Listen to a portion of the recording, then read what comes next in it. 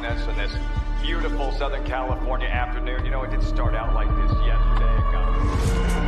Today, not a cloud in sight, pristine conditions for championship racing. And that's what this event is all about. Championships. The perfect setting for an event which some might call the Olympics of horse racing. Over the next 2 days, championships will be decided in virtually every division. It doesn't get much better than this. We're at Breeders' Cup, great seats, ocean breeze.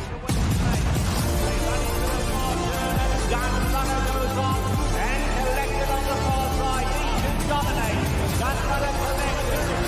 Back on deep into the front furlong. And it is Nick's goal.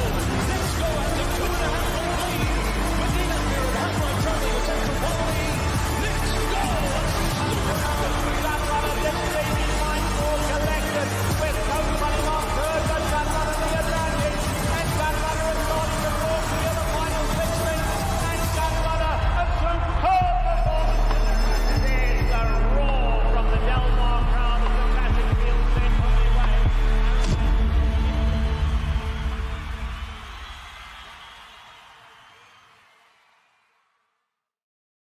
Live from Del Mar Racetrack in California. This is Breeders' Cup Live.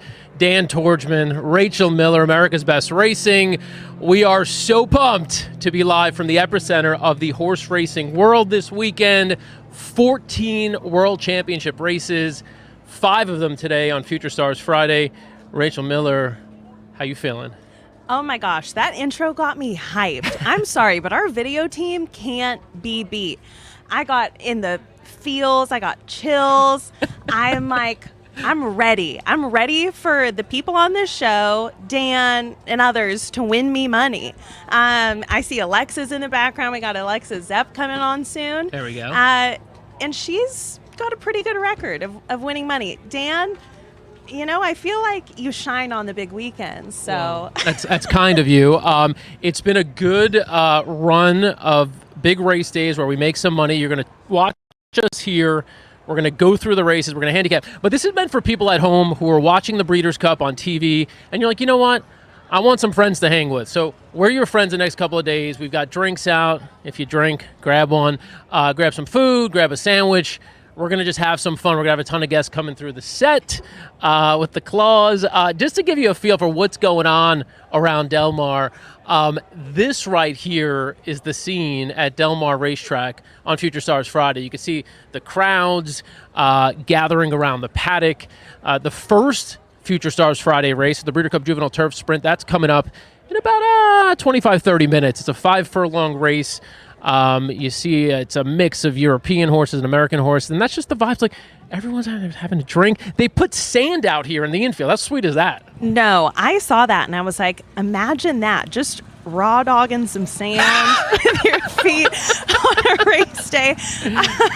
What better way to post up? The people in there look like they're having the best time. There's a lot going on the grounds, and look at that. We already have our first guest on the show. We do. And our first reference of raw dogging less than 5 minutes in, which is spectacular. So just to give you a feel for what you're going to get, co-founder of Equine Productions and Jockey Cam, Nathan Horrocks, our good friend.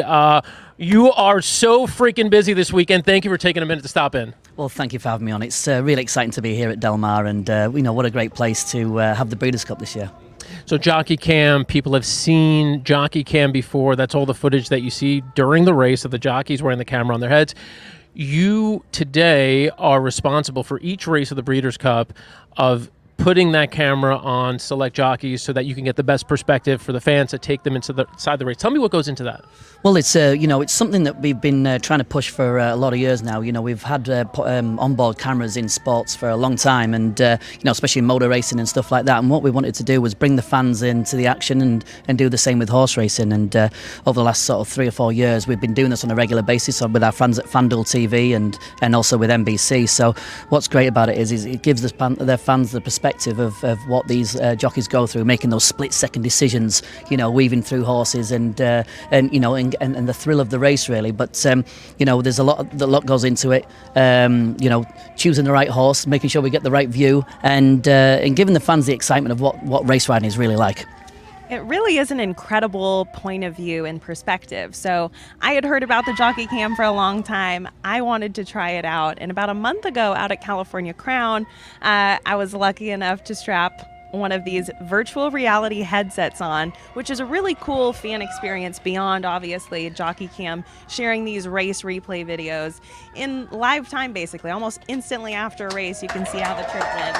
But to give a fan an experience of seeing what that's like in the VR element was so cool. I was claustrophobic. Oh, I'm seeing that we're running some tapes on There me. you go. There you are. I did win. Think she got into it?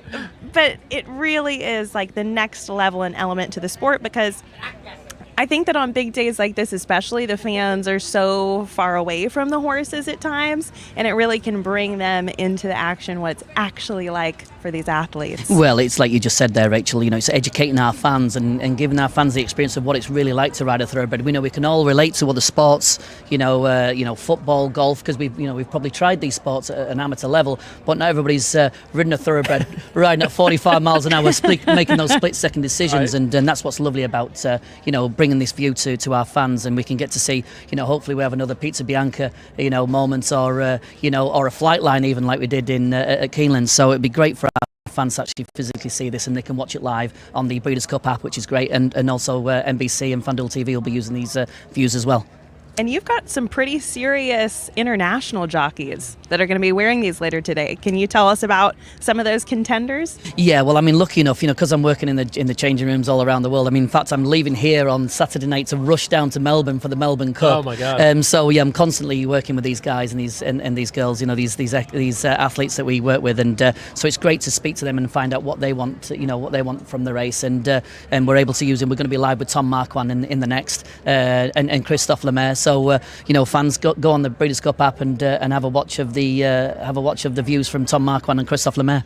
So if you believe in the handicapping of Jockey Cam, let's just tell you, Tom Marquand is riding Big Mojo coming up in the Juvenile Turf Sprint, and Christophe Lemaire is riding the hype horse from Japan, Ekoro Sieg, right? So you told me, you're like, we try to, we want to get into a couple different plays. You got to kind of spread out your risk a little bit, right, when you're making these decisions. That's right, and it's also giving the director that's directing the show the best view, so we can use these race replays for race analysis. It's not about what the camera achieves; it's about what it sees. So it's great that we have a winner like we did with Flightline, but it's also about seeing this action as well, being able to show what goes on out there.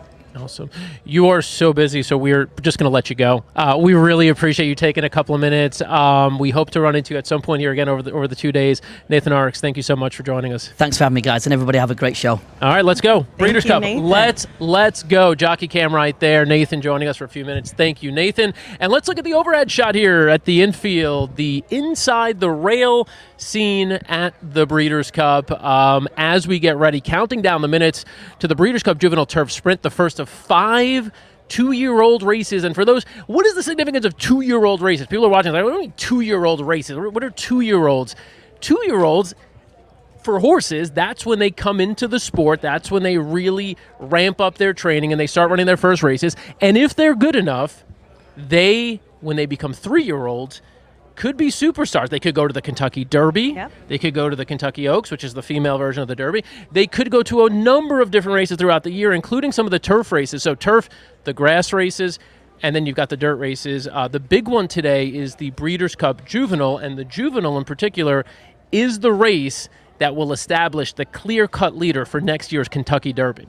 No, this day truly is one of my favorites because you're looking at some of the future stars of tomorrow, hopefully. And these horses that are, if they're excelling at this point in their 2-year-old careers, that momentum is probably going to continue them on 6 months from now when things are heating up. That's when the Kentucky Derby is.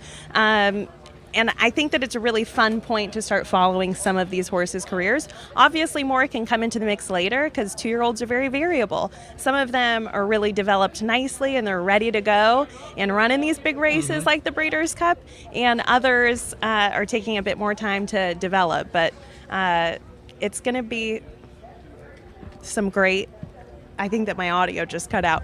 But it's going to be some really great weekend day of racing. Yeah, no, there's a lot of big action. Of course, we're here to handicap. We're here to make some money as well. So if you're watching at home, you're like, I want to make some money. Let's get to that business with our next guest, who's really a resident here. She will be handicapping with us throughout today and throughout tomorrow. This is Alexa Zepp from the Daily Racing Forum. Alexa, you've been sort of tabulating, picking up miles here throughout the day, running all over the place. How are you feeling? I'm great. I'm fantastic. No, yeah, I've been all over the place, but all super, super fun stuff, helping Breeders' Cup out, being one of their official handicappers in the Trophy Lounge, helping people, make some money. And then, of course, joining my friends here at ABR. Always super fun. I'm really curious. Yeah. You knew it wasn't going to take long. By the way, the gentleman to your right in the blue suit, he is a jockey. Okay. He is not based in the U.S. His name is Sean Levy. He is riding tomorrow in one of the feature races on Breeders' Cup Saturday, a horse named JRB. We're going to talk to him in a minute. So we'll bring Is him in. that how it's... Okay, I have pronounced that the so many toughest different name, ways. right? I've Yeah. heard it pronounced so many... I was saying... JRB? No, okay. JRB. JRB is the horse. Yeah. Okay, cool. Rock so on. let's do this. Let's bring him in. Come on in now. Yeah. Oh, yeah. Get over a little. Make Super some casual. room. Yeah. What a very intimate. Very, very intimate. Welcome. Grab that mic right there. Here for you. All right. So we were first and foremost, Sean, welcome to the show. We were first and foremost looking at the name. She says she's been struggling with reading the name JRB. Yeah, it's like a 3-syllable word thing. I was saying JREB. No, I'm saying it wrong. bit closer. Sean, you're originally from South Africa. Our audience, largely here in the U.S., may not be familiar with you, but you've ridden races all over the world, primarily based in Europe. You're here now at the Breeders' Cup. For those who are trying to get a sense for the significance of that, someone like you, what does it mean to be here at the Breeders' Cup? Look, it's a huge deal for me. I was lucky enough, I'd done my apprenticeship in Ireland, and I came to the Breeders' Cup quite a lot with quite a few horses, and always wanted to ride here. I came over last year. I'd done a stint in Gulfstream, and a few years previous I did ride a horse in Santa Anita called Bissleton Brook, which I won a Guineas on. She was one of my first ever Group 1 winners, so it's a massive step to come here again, which is really hard year on, finding a horse that can compete here in the first place, and to come over here, be invited over here with a horse and to have a chance on a horse, it's a huge thing. Yeah, yeah. So I mean, you have to right now. Like, you're here. It's Breeders' Cup Friday. You don't ride until Breeders' Cup Saturday. So what are you doing to fill the time? How much stress are you feeling? What's going on? No stress, to be honest. Know the horse inside and out. I've ridden him every start bar one. We're happy with the format of the race. We're happy where we're drawn. Everything, all boxes are ticked at this stage. I think my thing is I've always been a bigger sort of jockey, and the weights over here are on the low side. So I do spend most of my time in the gym. What am I? Come on, brother. You're hurting my feelings over here. You've just got no chance in getting on the horse's back.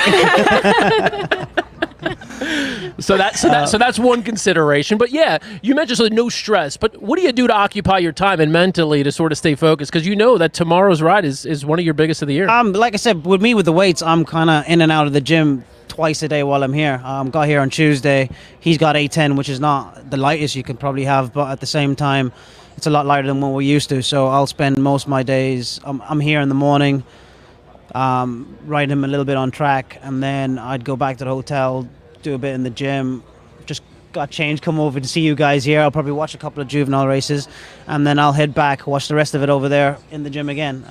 Same routine tomorrow before I come here. So yeah, I'm pretty occupied in that regard. That's a lot of sweating. That's a good thing, though. That's it. And I mean, okay, so you've ridden all around the world. You've been in races, different countries, everywhere. Is there any, this being an international stage at the Breeders' Cup, is there any traditions or racing fan traditions internationally that you wish that some American fans could see? I think they do it really well over here, to be honest. I've always loved it over here. It's extremely entertaining. It's very casual, very competitive, and the pots are definitely worth it. So if anything, I think a lot of other international places could maybe learn a little bit more from here. Wow. Yeah. You say the casual atmosphere. Is it just in people's attire or the way that people act at the races? I don't think it's genuinely just on attire alone, but like it's easy to see the casual kind of concept of it all, and people coming in and out freely and happy, even just to, if they're here for the first time or they're massive supporters of the sport. But it's very noticeable that. I love that. From a handicapping perspective, I think this race looks really, really tough, but I do like JRB in here. 3-year-old, right, going against older, which is actually a trend that has been winning this race the last couple of years. How do you feel about going against older horses? I think he's fine. I think on this occasion, you could say the older horses have kind of plateaued, and he's on an upward kind of trajectory. Fighting words there. Fighting words, huh? You know, he's Look out. He says it so kindly. You're just like, okay, yes, they have plateaued. Yeah, they suck. Look, I think it's fair to say, right? It's fair to say. Experience-wise, he might lack slightly in that regard, but he is well-travelled. He's been to France on a couple of occasions, ran against some very smart horses. So competitively, he's met the stage. What can you say? He, like, realistically, he's only a few months away from being a 4-year-old himself. So, you know, he ain't that young a horse. Yeah. We do have, just real brief, we do have a viewer question, someone watching. They said, for you, what do you prefer to race on, dirt or grass? Is there a preference? Personally, turf, just only because we tend to have the better sort of selection as regard turf horses. Dirt horses is a complete different style of racing, different style of horse, everything really. But to be honest with you, if you give me a good dirt horse, I'll take that as well. Go ahead, Alexa, I'm sorry. No, so do you think are you going to try to keep him close to the pace, or do you have a game plan, or just respond to what happens? I think looking at it, you know, from the lower draws up to me and a couple on my outside, it's mostly European dominated, and that helps us because it doesn't kind of give it that American aspect of fast and hard for the first, you know, half of the race. So that kind of leaves it to, I don't really have to change a whole pile to his running style from what he does at home. He's very straightforward. He's not one-dimensional by any means. I have made the running on him before, but he stuck the pace before as well. So, like I said, it's America. It's a tight place. You need to get your position early, and that I would like that to be a prominent one. Very nice. We do have 12 minutes to the first Breeders' Cup race, the Juvenile Turf Sprint. For those watching at home, we are your companion show here, so we will be reacting, we will be betting, we will be handicapping. If you do want to watch the races live, you can find them on USA and Peacock. We are again here with Sean Levy, who is going to be riding JRB tomorrow. And Sean, we should have probably started with this, but before we let you go, because we know you got other things to get back to, do want to know a little bit more about you personally. We mentioned you're originally from South Africa, but tell us kind of how you got into the sport and kind of your journey into where you are today. It was maybe not hugely unusual, but I was born in Swaziland, which is right next to South Africa, so excuse me, fairly close Sorry. by. Yeah. But my dad was he was born in Ireland, but he was raised in England, and he was a jump jockey for a number of years. He travelled the world as well before he landed in Swaziland, where I was born. He himself ran a bookies and was massively into horse racing, I suppose, and show jumping and whatever have you. And that's kind of where I started. We then moved back to Ireland, where I signed on, and quite a few more years later, I've wound up in England, where I've been riding professionally now for the last 19 years, I suppose. Awesome. All right. Does anyone else have any other questions? Should we let the man go back to his day? Back to the gym. Go back to the gym. Back to the gym, yeah. Can we offer you some popcorn in the meantime? I'm good. No. Don't tempt the man. Calorie or two. These are You know what I mean? It'll take me forever to chew that. All right, Sean Levy, thank you for taking a few minutes. We really, really do appreciate your time. Yeah, no worries. Appreciate it, and enjoy your day. And best of luck with Good JRB. luck. Absolutely. That's Sean Levy. Will be riding JRB tomorrow, as we mentioned. We've got 10 minutes, the Breeders' Cup Juvenile Turf Sprint. As I mentioned, Sean will be riding in the Breeders' Cup Turf tomorrow, riding JRB.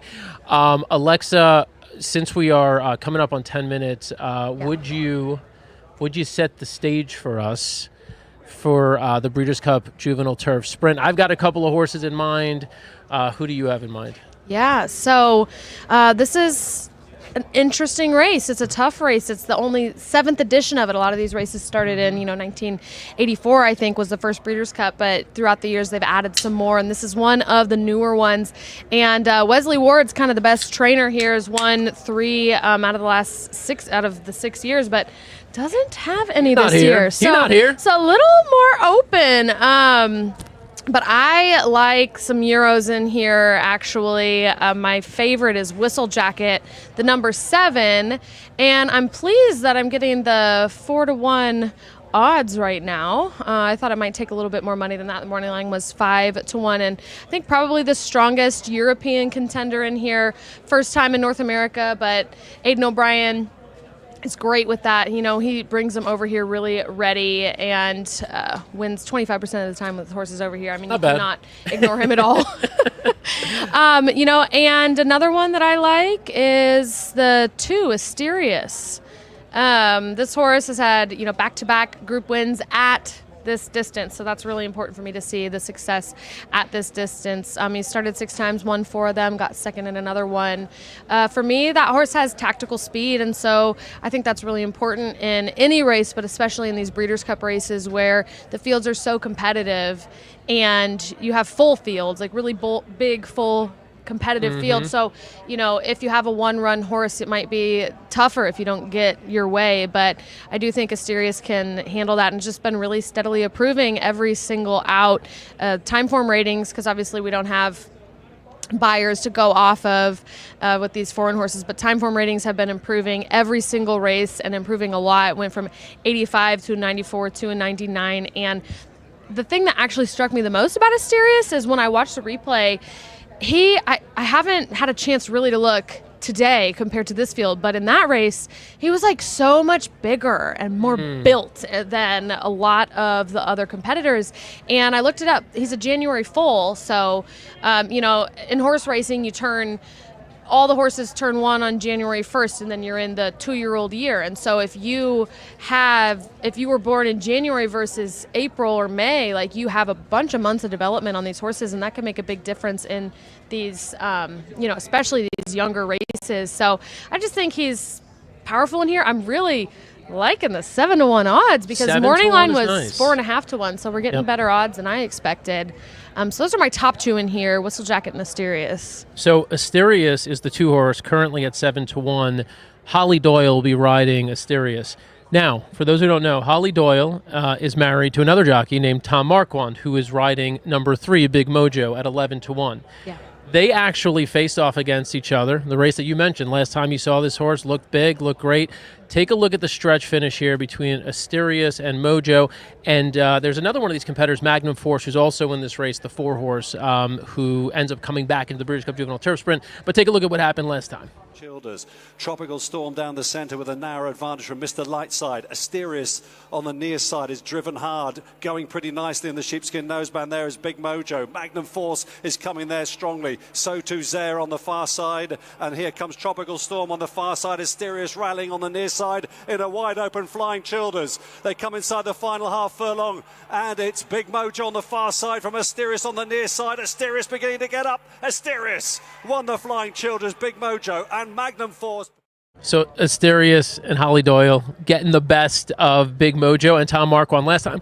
I actually like Big Mojo a little better over firm ground 3 races back, won a Group 3 race. And so I think getting back to firmer ground, I think Big Mojo. So we're not too far off. Big Mojo is in my superfecta. I really do like Big Mojo. You're playing superfectas out here? Just my top 4. Okay, in my top 4. Yeah. Please. Got our top 4. John Green, are you playing superfectas? I don't even know what that means. You lost me at do you want some popcorn? Anything you said after that, I was like, yeah, food. John's done. The answer is it popcorn or kettle corn? It's kettle corn. It's kettle corn. Right. Better. All right. That was Again, we've got another new guest on the set. We got John Green with us, General Manager of DJ Stables. And I ran into you not but an hour ago, and you said that you were going to save... You said, don't do the show. Whatever you do, don't do the show. Don't show up. Right. Do not. And believe me, the course that I took out here, It's a good thing I'm a marathoner and not a sprinter because it was a little rough going. I had to like battle Hercules and dragons and stuff. What's that, Odysseus? Yeah, Odysseus, exactly. Uh-huh. Yep. That journey. And there was one security guard who was like, I said, "How do I get to the tunnel?" And he's like, "Are you sure?" I said, "No, I really want to go to the tunnel." He's like, "No, the paddock's that way, sir. Are you sure?" I'm like, "No, I got to do the show." And they were like, "All right." So they Oh God, put me in the right crazy. direction. we got to Yeah. talk to them. Anyway, We but gotta I'm glad talk to be with here. them. Thank you so much for Yeah, having how me. could you not come when there's the promise of Dan's kettle corn? Dan's kettle corn is just an added bonus. Being with you guys is the important thing. Anything that Dan adds is extra credit as far as I'm concerned. But it seems like the show's going well. You guys are happy, doing well. You getting through? Well, we haven't picked a loser yet. Well, there you go. Yeah, exactly. And We're all undefeated. right, and all my 3 entries are tied for first, tied for the lead right now. So we're so far so good. So, speaking of John's 3 entries, I mean, the man is literally an hour and 25 minutes away from running 2 horses in the juvenile Fillies turf. Right. He's got Nitrogen, and then he has Vixen in partnership with Eclipse Thoroughbred Partners. And then you got another one, just Dream On, in the juvenile turf. Right. All right. Let's just briefly start with the juvenile Fillies turf. Sure. Nitrogen and Vixen. Thoughts, feelings, concerns? Well, this was really like 2 years in the making. And Nitrogen came about because she's a homebred of ours. And when we had all the foals on the ground, we actually had Mark Cassie, our trainer, go out to the farm. And we said, okay, since Wonder Wheel was named champion, you can pick one horse that we don't put through the sales. And he looked at all of them. I didn't give him any of the pedigrees. I didn't want to lead the witness. And he said, that second filly that I saw, everything else pales in comparison. She breathes different air. And I was like, wow. He didn't even say that about his wife. So, I mean, the fact that he really likes Nitrogen that much. So I looked on the periodic table for, elements that are, lighter than oxygen. Oh. And, of course, Alexa, as you know, lighter than oxygen is Nitrogen. Nitrogen. Very good. Wow. That was on prompting. So she had a name Nitrogen before I think we even registered her with the Jockey Club, actually. Wow. So she was also eligible. We ran her first time out against the boys because we couldn't get a girl race to go at Woodbine. She ran a good close second. Then 2 weeks later, she was knocking down the barn, and we said, okay, we'll go ahead and put her in the Grade 1 as a maiden. And I think she got out there, and she was in front, and she was like, what the hell is this? Wait, where is everybody? And was a little green, no pun intended, and finished a hard third. And we sat and had to sweat out, waiting to see if she would actually get into the main draw, which she did. We pulled the two hole, and hopefully the rest is history. In her first race, she was slightly off the pace, and then again, like you said, she found herself on the lead. Right. Where should those watching expect to find her? Or do you have no clue where she'll be? Yeah, well, as much as I would love to, it's that old saying like man plans and God laughs. Yeah. So we would love to see her keep the rail position and be up front. I don't know. I know Lake Victoria, in watching her races, she has good early foot speed, but I think it's Euro speed. Right. So I'm not really sure that she's going to be able to inherit the lead if we go. Euro speed is kind of like being the tallest person in my family. It's irrelevant to the rest of the world. But that's what we're hoping. We're hoping that Nitrogen will break out on top. And then the other filly, we always call her the other filly, which is really, like I'm the other kid, in my family. Vixen, is a filly that has gotten better every race. Yeah. We were looking for the opportunity to work with a friend of ours, Aaron Wellman. This filly kind of came onto both of our radar, and we offered him a piece, and it's going to run in the Eclipse colors in this race. Okay. And we're looking forward to her being a good solid shot in here as well. I think the 13 post is going to hurt her a little bit. She's got to really work hard, but she's already run a mile a couple of times. And I think that's really an advantage, is when you have a young horse that's already gone that distance before. You're not trying to step it up to a Grade 1, to the Breeders' Cup, to the crowds, all the hoopla, and then on top of that have them go further than they've ever gone before. So I think that's just a pet peeve of mine, that if you see a horse, especially in these juvenile races, that have actually gone the distance or further, it means that they're tight enough to be able to handle this distance now. Okay. Before we move on to the juvenile turf and Dream On, we are a minute to post from the Breeders' Cup Juvenile Turf Sprint, which is the first Breeders' Cup race here on Future Stars Friday, the first of 14 races we'll watch over the next couple of days. John, if you'll stay with us through this race, and then we'll let you go shortly thereafter, just want to get final thoughts here on who we like. Rachel, who are you going with here? I am going to go with number 3. Oh, there we go. I like that. I'm backing it because of the name, Big Mojo. All right, we'll take it. Alexa, you made the case for Asterius. I'm also on Big Mojo, just to point out for those who don't have the live odds in front of them, Ekoro Sieg from Japan with Christophe Lemaire, top international rider. 8-5 right now, your favorite. Your second choice is, it's pretty spread out. It's the 7, it's Whistle Jacket. Who's your second choice? Pick. Oh, it's your top Do pick. I have audio? Yeah. Do you not hear us? I just lost it myself. Oh, But that's okay. Yeah, my top pick is Whistle Jacket and then Asterius for rounding out the exacta there. Yep. But I mean, honestly, this race. Now you're looking at Big Mojo, aren't you? Well, I mean, I like Big Mojo. And the other one I wanted to mention before it goes off is the 12, Ides of March. I like that horse, especially at the 12-1 odds. This one, was tough for me to decide. Yeah. Who to put in that third position between Big Mojo and Ides of March. I was kind of vacillating back and forth, but I did end up going with Ides of March for that. Yeah, find some prices. They're not going to come favorite in these races. The Juvenile Turf Sprint, it's sort of a crapshoot. Whoever breaks well, whoever gets the best trip, that's who's going to be there. If you want a big price for me, the 13 Pally Kitten drew into this race. Sneaky horse. There was a scratch, the one horse out of the race, so Pally Kitten drew in. Back-to-back race winner, stakes race, last out at this distance. Posted a 79 Beyer speed figure, the highest number for any of the American horses in this race. John, have you taken a peek at this race at all? Or if not, I don't have a dog in this fight. I'm focusing on my two. But I know when I did look at this for our podcast, I thought that this race and the juvenile race were the most wide open. Tough. You can really throw a dart and hit a winner in this race. All right. So we're going to watch this race live. We're going to do the best we can to kind of convey what we're seeing. Yeah. If you're looking to watch it live on your second screen or on your primary screen, I guess, you can find it on USA Network on TV. And if you're streaming on Peacock, you can find it on Peacock as well. So this is great. This is super exciting. First of 14 races. John, we are so happy to have you here. Let's go. We're going to start throwing popcorn if these first selections of ours hit. Let's go. I don't know. Since there's no way for us to share the feed with you all, I mean, we could try and attempt a race call of sorts. We can. I'd love to hear You this want to try it in play-by-play. this race, in the Juvenile Turf Sprint? Right. That's jumping into the deep end. Oh, gee. Yeah, no. Well, go ahead. And these are all out of order here if you want to try them this way. gosh. Oh, you got them in front of you. Okay. Governor Sam, by the way, we didn't mention the 10. Governor Here. Sam, me owned this by program. Alex Bregman, who is soon to be what? A New York Met? What do we think? Where's Alex Bregman going? All right. So the horses are just... Oh, yeah, there we go. Greg Charcuti in here chiming in with Red Turn the Sox. gate. Yeah, no. You got Devers. You don't need Bregman. Here we go. Breeders' Cup 2024. Let's do it. Okay. All right, Rachel, you doing this? You doing a little play-by-play? And they're off in the Breeders' Cup Juvenile Sprint. And out to the early lead, we have... Governor Sam. Governor Sam. Governor Sam out to the early lead. Asterius on the Alexis, take it over. inside. Behind that, we have number 9, Kilwin in fourth. Sitting in third place is Correto, followed by Virgin Colada. Ooh, Virgin Colada making an... Nope, Kilwin making an early... Nope, Virgin Colada making an early move up to the lead. We've still got... Governor Virgin Sam Colada is is not still even in hanging this. on to the and lead. Killen's in our race. Yeah, I think we're close. Wrong race. Close. That's okay. I'm trying. That's okay. All right, on the lead, turning for home is the 6 at 90-1. Jet Swept Joe on the outside. Big Mojo. Oh my God, my But friend Governor owns Jet Sam Sweet is Joe. still moving Come on, Jet Sweet before Joe. Magnum Come on, Jet Force. Sweet Joe. Magnum Force. Come on, this three. Come on, these Magnum Force. Wow, big win. Magnum Hey. Force.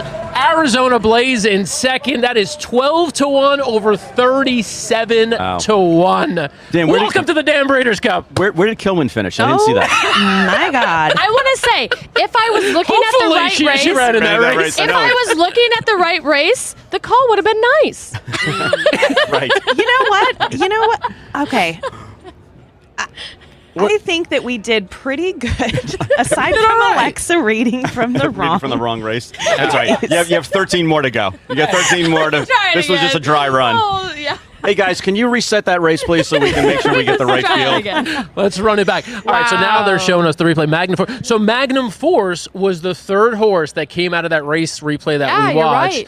So we were looking at the right key race. I didn't see what happened to Asterius. Maybe got in a little too tight You on see the him rail. here, he's like sitting, just didn't yeah, fire, just maybe. like third or fourth off at the top of the stretch, and then makes a move, has a Got a clear little tight path, there. a little bit of bumping. Oh, yeah. No, he's still coming. He really is closing quite a bit, or she No, he. He. Yeah, he. Oh man, it's been a long week. No, I mean, had a pretty decent performance. Yeah. No, good race from all those. I mean, basically they ran first, fourth, and fifth, right?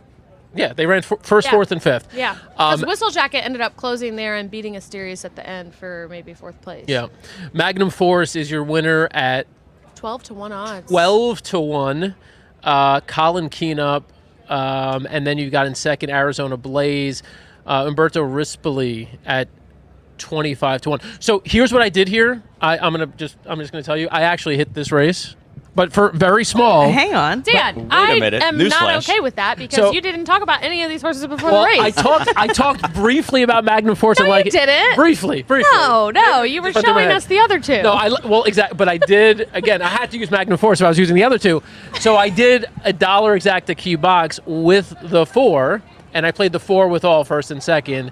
And lucked out. Now look, it's $1 exacta. It's going to pay maybe what, $400? Wait, prove it. Let's see the ticket. Let's see the ticket. I want proof. I want receipts. Oh, this is my favorite part of a live show is seeing Dan's Express Bet account on the screen next to me. Here it is.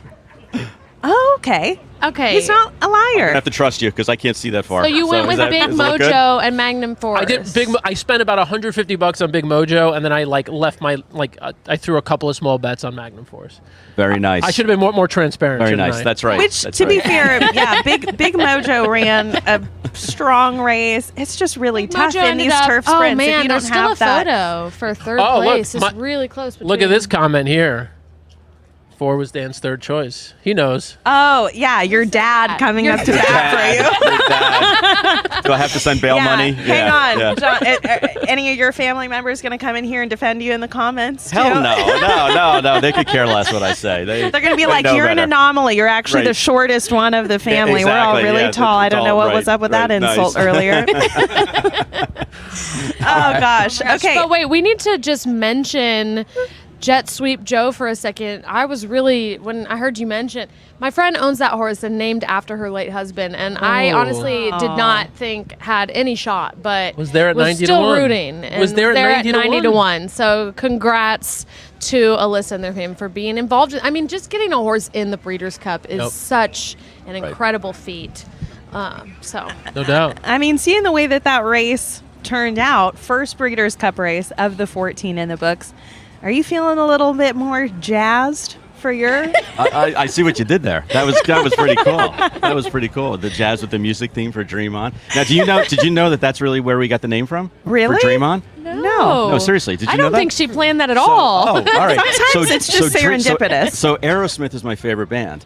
And Dream On was like their first major hit. Sure. And I couldn't believe the name was available. So that's why we named this Not This Time called Dream On. Awesome. So I thought you were like, oh, Aerosmith, jazzing. your classic first hit wonder. First hit wonder. First hit, right. Jesus. That's exactly right. All right, he's going to leave this. I'm a little older than you. He's going to leave this set in a minute anyway. Will you name a horse Steven Tyler, though? Oh, there's some nitrogen. Oh. I'm lighter than air. And since I know that's really you, I know you're the vixen. I'm the vixen. Not me. And Dan, I have a Yankees hat for you. Oh, don't. I have a Dream On hat for Oh, you. I want this one. I am an Aerosmith fan. No, I remember us talking about that before. So I love this. I could sing it if you want. Absolutely. do like that. So anyway, I expect those hats to be there for at least the rest of the remainder of the day. They will. Okay? They will. I will show you. Since we're in the 8th and the 10th. We're decorating the set. There you go. And if one of these horses win, one of these will be on eBay later tonight. Then it's a collector's item. If you want, I'll autograph it for you. Dan needs a way to fuel his Express Bet account, okay? Yeah. All right, so real quick, Dream On, your feelings at this particular moment comes out of what is generally a key race, an important race. How are you feeling about him? I think honestly, when you get and you just mentioned it before, anytime you have an opportunity to get a horse in a Breeders' Cup race, that's a mitzvah in itself. All right? That's a bonus. Yeah. So however they do out here is great, and we just feel like that of the 3 that we're running today, that Dream On has been training the most aggressively, to the point where Cassie called me 2 days ago, Mark Cassie, and said, I really wish the race was today because this horse is just on top of his game. And I know every trainer says that. They all say their horses are training, well. But Cassie is pretty tight-lipped about things. Okay. He doesn't try to project or predict, but he really feels like this horse is training well. And I was actually surprised to see the horse come out at 20-1 when the other two horses from the exact same key race that we only lost to by a little bit were 5-2 and 4-1. Yeah. And I think look what just happened there. A horse who finished third against two common runners here who came back in this race who were both getting more money, came back and beat both of them. And beat both of them. So maybe it's a good omen. It's a good omen. But I really think that Dreamer is of the three that we have, and I think we have decent shots in both races. But I think Dream On has the most bona fide opportunity to win because he really, on his form, he's right there. On his numbers, he's right there. The buyer numbers, the sheet numbers. However you measure a horse's ability, he's right there with the top 2 or 3 in this race. It's going to take some luck. Anytime you have a big 14-horse field like this, you need a little bit of racing luck. But I think the shorter stretch here in comparison to where he ran at Woodbine is only going to benefit him. Yep. And if you watch the replay of that race, he also was in front and was kind of like, whoa, what's going on here? And he was getting tired. He was changing leads right and left. He kind of bumped the horse that passed him at the end. This time he's really much tighter, and I think he's ready to go. That's awesome. And did I catch a nickname there? Dreamer? Dreamer, Okay, exactly. that's official. Dan, you're going to have to put in a bet for me on this horse. We're betting. We're betting. Are we going to Disney? Anyone at the Apple Store knows, when I go in to get a new phone, my original email address, Pony Dreamer. Oh, nice. And your password was? Yeah, exactly. It's just us listening. It's just us listening. All the ABR accounts are linked to that. Right, exactly. We don't want to do that. We don't want to do that.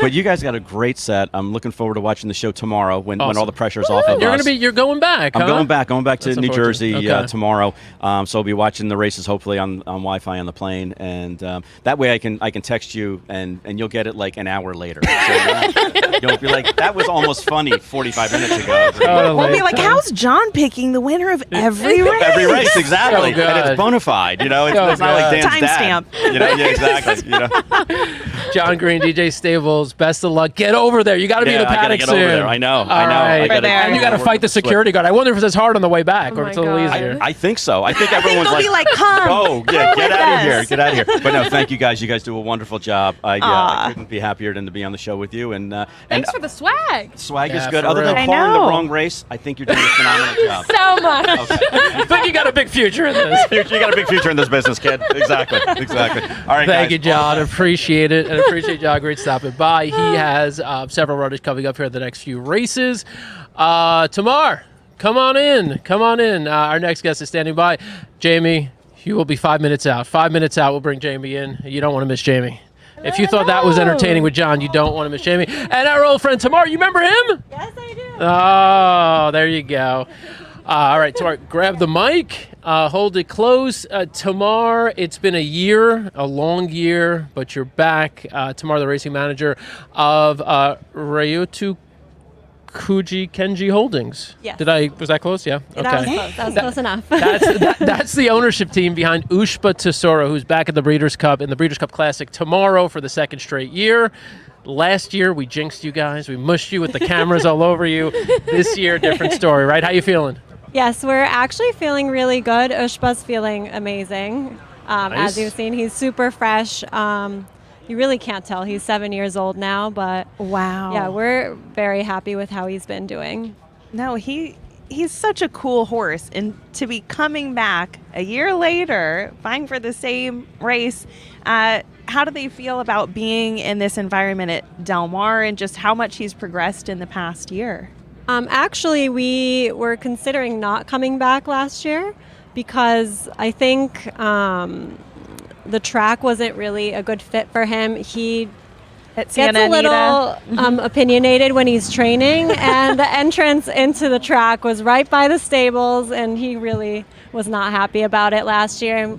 And he's the type of horse that needs to be happy all the time. Like, we want him really happy, confident, and actually the jockey wanted to come back and convince the owner to come back here, and that he said that we actually have a really good chance at this, so we really want to try it again.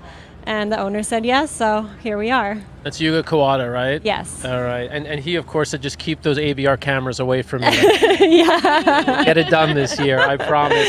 Now Ushba has had a great year again. Wins a Group 1 in Japan to close out last year, then comes back, misses by a head in the Saudi Cup, second again in the Dubai World Cup, and then second again last out. But it's always right there. Always right there. Always right there. Saudi Cup, oh gosh, that was really close. It was, we were just standing there like in disbelief. Yeah. But to know that he's now 7 years old and he can still do his job really well, and he's very focused, he's fit, he feels good. Like, we're not really worried about him. So, of course, the U.S. has much faster races, so we're hoping whatever happens in front of him, he can still come back from behind and get to the top, but we see how it goes. Yeah. I was going to show the video. I'll show it later because I told you I wouldn't do it while you were here. we have the video that we shot last year, and what really happened at the start, and Alexa, I'll throw this to you in terms of how you're seeing the race and how maybe Ushba plays in, but like for a horse like that, who right after the gates opened, found himself shuffled back and taking dirt, and your crew that we were with were just like, oh boy, how are we going to recover from this? This is not where he wants to be.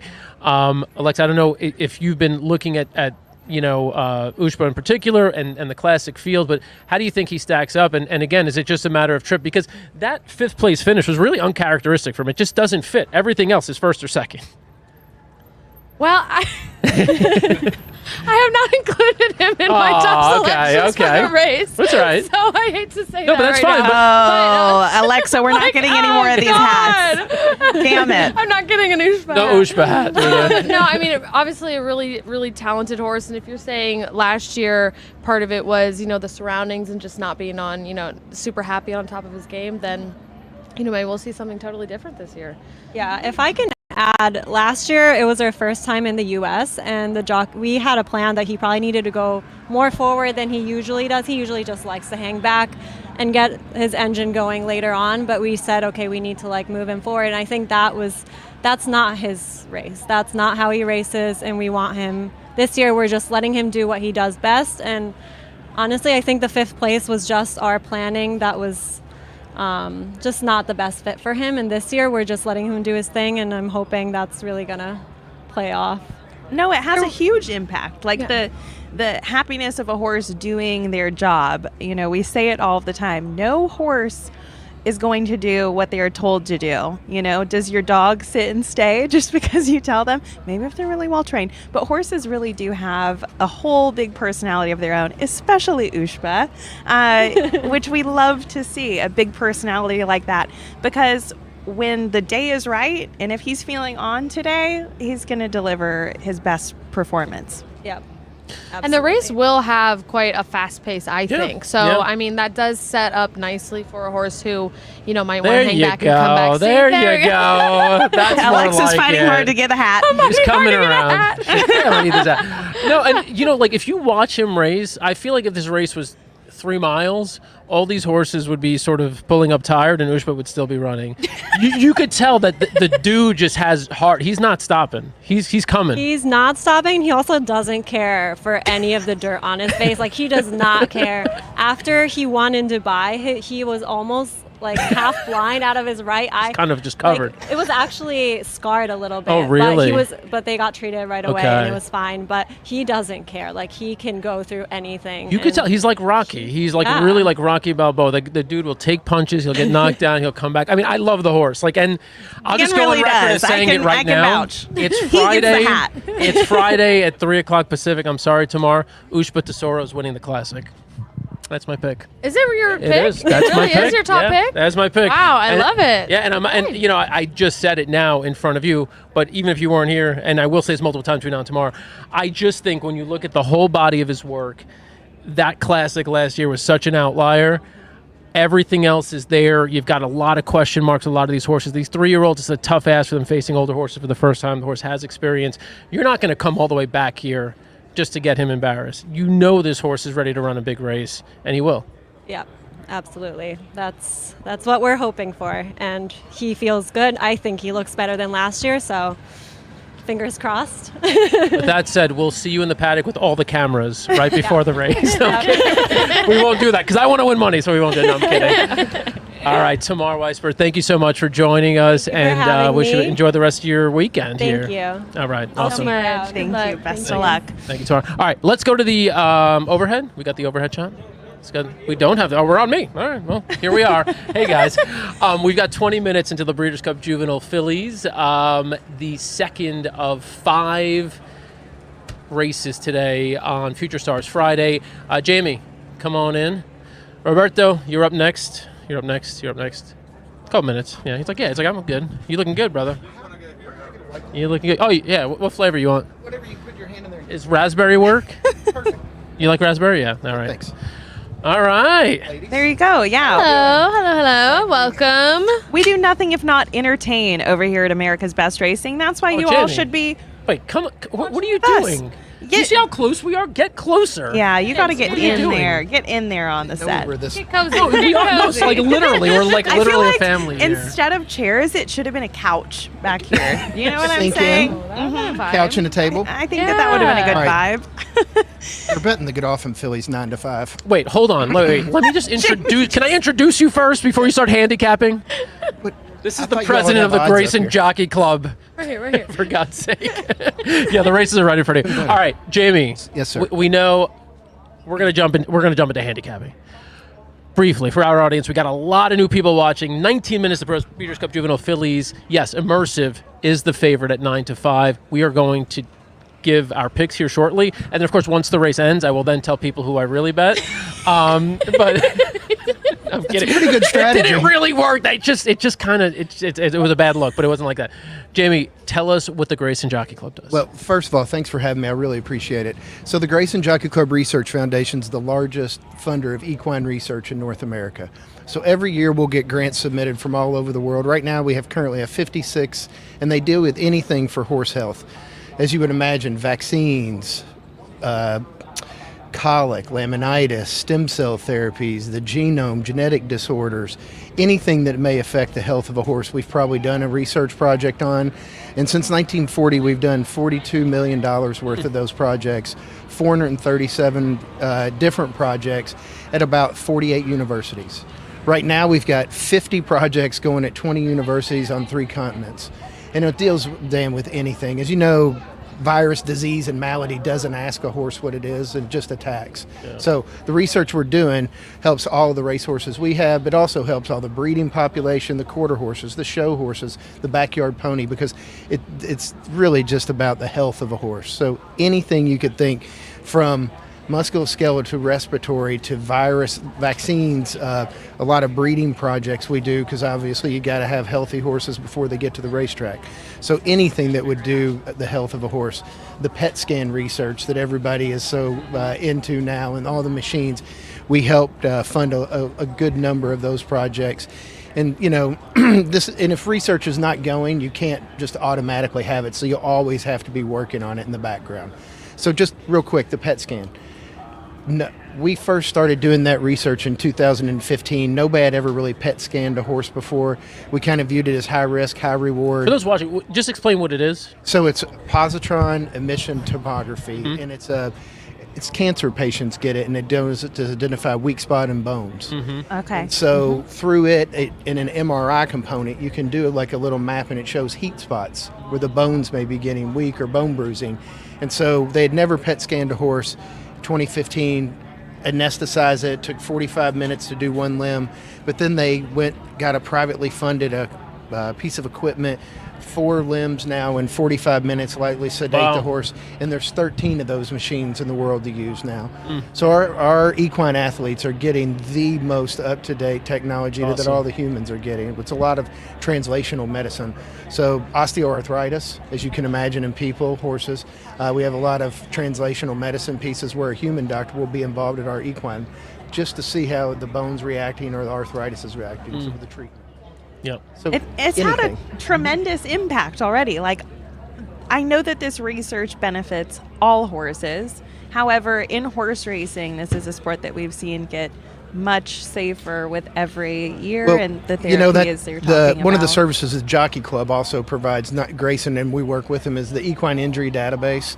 And so in 2009, we started collecting data, and since that moment and today, we've seen a 35% decrease in equine fatalities on racetracks. So there's a real culture of safety that goes along with the animal.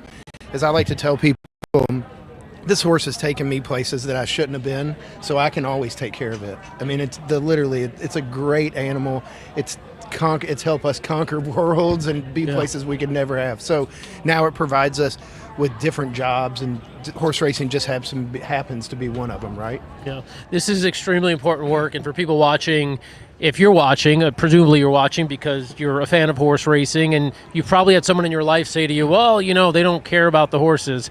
If you just listen to what Jamie just went through for the past couple of minutes, that's all the ammo you need, really, to go back and tell those people this is what's being done. And that's just, it's just a sliver of what's being done. Yeah, I mean, you know, something just for horse racing fans, every horse in America that starts has a pre-race inspection.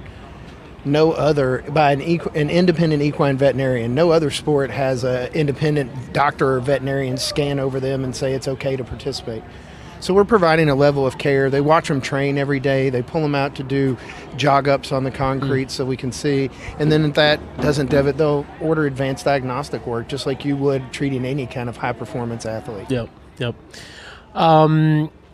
The horses for the Breeders' Cup Juvenile Fillies are now in the paddock. There's 14 minutes to the race. Jamie jumped the gun, was super excited. You just wanted to get right into handicapping. 9 to 5 on Immersive, your favorite. Your second choice is number 9, American Bikini, one of the Japanese horses with a lot of hype this weekend. Alexa, I'm going to leave it to you to grill Jamie on the handicapping. Where'd the Japanese horse finish in the sprint before? I don't know. I don't think it was anything good because I didn't see him enter the frame at any point. I mean, to be honest, other than the break. You don't think any of the Japanese contingent is gonna play? Are you writing them all off? No. I think they are. That's what surprised me. Yeah. That's a turf race, right? My favorite play of the day is Shin Believe. I heard you mention that the other day. Shin Believe, yeah, Japanese horse. Is that is that the No, juvenile? they ran so well The here ninth last race. time that I Yeah, well- wanted to see well, what they're going to. And they've the been last conquering time- the world, quite frankly, as they've gone around done it. And the last time that the Breeders' Cup was held here in 2021, I believe, was the first time that the Japanese team had secured a win in the Breeders' Cup. So this is a great place for them. I feel like they've been Derby dreaming and dreaming of winning some big titles like at the Breeders' Cup in recent years. So they've been securing more American bloodlines. It's really been a concentrated effort to get their program where it is. And to think that they had their first Breeders' Cup win in 2021, and just a couple years later, they have some of the most major contenders. You guys mentioned American 19 Bikini this year, 19 here. Yep. So I think again, every all year- different trainers and syndicates that own these horses. However, Scottish Lassie, they're showing on the screen if you are watching, which is actually my top pick in the race. So you can see here the big win in the Grade 1 Frizette, where it just totally takes it away. Well, they can't see that. We can see it. Well, if they're watching at home. No? Yeah. you've got they're another watching. feed going. We're a have second another screen feed. experience. Yeah, If you we don't know have that. this on Yeah, the yeah, TV. Yeah, Something on but the okay, side. so in the Grade 1 Frizette, Scottish Lassie won by I don't even know, 20 lengths. I mean, that was super. Well, it says 9. It was more than 9. It was 100 lengths. It was actually. 2,000 lengths. No, that was impressive. There's a pretty short run into this stretch to be outside at 10 on the 10. Yeah, I'm concerned about that too. I mean, that would be my concern. And there's the Frizette has actually been a good race in terms of setting horses up for this particular race. 21 of the last 23 Juvenile Fillies winners had previously competed in a Grade 1 race. The Frizette Stakes has been one of the most productive, producing 7 of the last 15 winners. That's good. That's good data. I would think that the horses who are coming into this from New York and the Frizette doing well. Jamie, you want to take you said Immersive, is this like a single if you're playing pick fours? I mean, what do you think? We've sat and watched Godolphin win every 2-year-old race for the last 2 months. From Churchill when they swept them to Keeneland when they swept them. taking 2-1 feels terrible. It does. It feels awful. I can't do that. It feels. It feels like the wrong thing to do on a Breeders' Cup day. So what are you going to do? Especially with 2-year-olds. This is a much more unpredictable thing, you guys. Like, there's not a lot to go off of behind some of these horses. And as impressive as they look, this, for pretty much all of them, is going to be the biggest race that they've ever run in, biggest crowd, and toughest competition. Well, who are you landing on? What's your pick? Ooh, okay. As a little bit of a wild card, Snow White. Okay. Number 2. Comes out of the Frisette. Don't ask me why, but yeah, well, she was in the Frisette. She lost by 200 lengths to. Yeah, she was 200 lengths behind Alexa's Scottish horse. Lassie. That's never won before. And I mean, American Bikini. American you're feeling? Bikini, if I'm going off of more names, which, you guys, it's not the most original when the sire is American Pharaoh and Dam's Paris Bikini, just combining 2 words, but still, Love it. American Bikini. Still a good name. Look, you know what is kind of disappointing, but maybe a sign that I should just jump on this. My sneaky pick in this race is the horse who's going to be alone in the lead for most of the race, and that's the one horse, Vodka with a Twist. Yep. Okay. 20 to 1 in the morning line. I 8 can't to 1 believe the right 8 now. to 1. It's not as good of a play at 8 to 1. I I don't know. think. I was hoping for 12 to 1 Yeah, or more. I agree. I think they're betting it because of the name. That could be it. Can we get some of those over here? I think we watched Tequila and Therapy win earlier. Yeah, on yeah, the you were card. saying that. Yeah. No, I was Now sat we up have in an vodka with area, the- and every vodka with a twist. There's nothing wrong with that. Yeah. Nothing wrong with that at all. says the people drinking White Claws while working. Sure. I like a price in here as Okay. well. So Scottish Lassie is my top pick, but to round out my exacta, I like the 4, La Cara. Ooh, okay. Our Pocahontas winner. This horse has tactical speed, and I think the added distance based on the last 2 starts will just be able to handle all the pace pressure up front. So I really like the 10-4 duo in here. I think you can make some decent money. Street sense out of a Bernardini mare, you know that mile and a 16th's not going to be a problem. Right.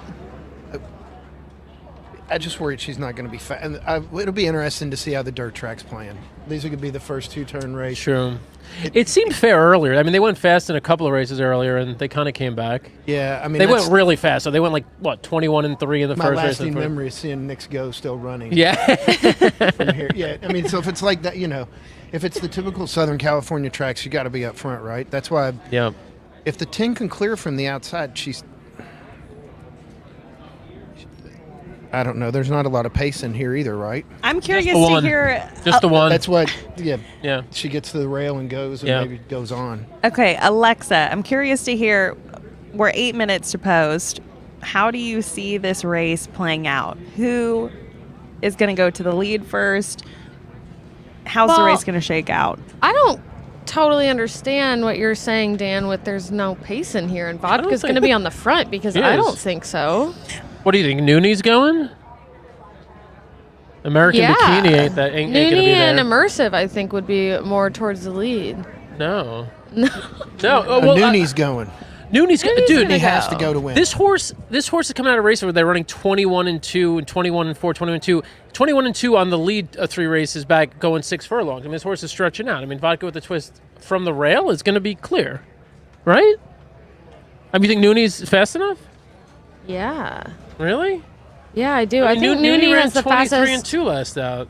23 and 2, 47. I know the race 2 back went a little faster. I mean, 21 2. Maybe. So maybe. I go off of This is just gibberish time for the form. people I go off of early time form figures more than just raw numbers. Yeah. And based on time form, I mean, Noonie does have the fastest early speed in the race, and Vodka's like kind of mid-pack. Ooh, mid-pack. Mid-pack, yeah. Well, if Vodka's mid-pack, I'm going to lose. I can confirm that. I will definitely lose. I'm not trying to say that I was trying to start a fight with my last question, but I have been enjoying just sitting back, sipping my drink, whipping my head back and forth. Do you think American Bikini's fast enough early to keep up with some? I mean, that's the thing that scares me That's about. interesting question. Horses. I think that I want them to see a little bit, get out a little bit faster. Yeah. In the early stages. I mean, the horse I don't know. It's hard to gauge sometimes, with the foreign horses, but has one being the pace setter, so and she's also stretching out. Yeah, stretching out. The longest she's ever gone before is 7 furlongs. So But every time they've added some distance so far, it handled it just fine, and it's by American Pharoah, so should be okay with the distance. But that is something that's hard for me to gauge sometimes with these foreign horses, comparing to how they're going to handle our, very fast early races. Yeah, which for the people watching at home that maybe aren't familiar, American racing is different to other races internationally because we're known for very fast, right out the gate kind of races. We would call that a very quick turn of foot, meaning that they can break out the gate quickly and, start the race as soon as the gates open. In other countries, I feel like it's a lot more common for horses to kind of take their time. They settle into the race. Usually the races are a little bit longer and they just have more time to make up that ground. And again, they're going up against fields of horses that are also either European or Japanese that also run in a similar style. So that's what makes the Breeders' Cup, where international horses face U.S. horses, a bit more unpredictable, is if they can get that quick U.S. style turn of foot.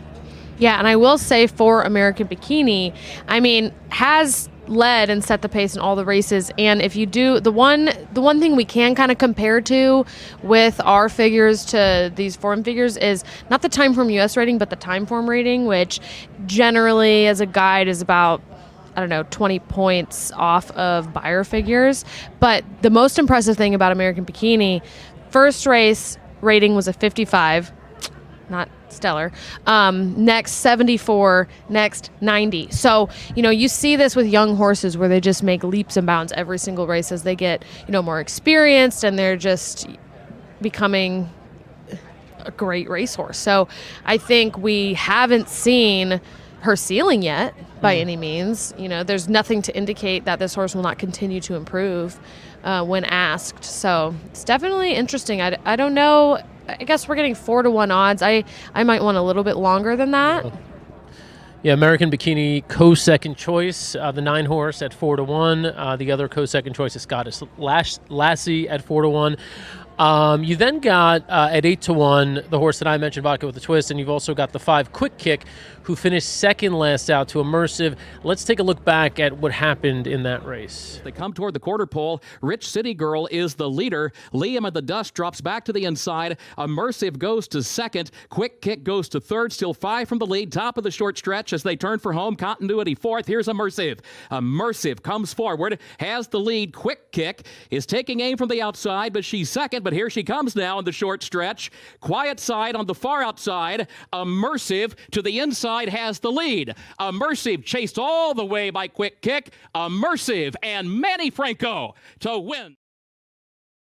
So that was Immersive and Manny Franco kicking away there from Quick Kick, who is 7-1. So, beaten by a length and a quarter, not a ton. If you like Immersive, I guess you got to like Quick Kick a little bit, and you're getting 7-1, so much better price. Jamie, you're like, look, Immersive's going to win, but I don't want the horse at 9-5. So what are you going to do? What's your actual bet? I just bet a try and singled put Immersive on the top, and let's see, we played the 5, the 6, and the other Bikini, almost all of them underneath. But I think Immersive is going to win. It's just a matter of who's going to run underneath of her. If she runs back to the race, she drew off pretty impressively.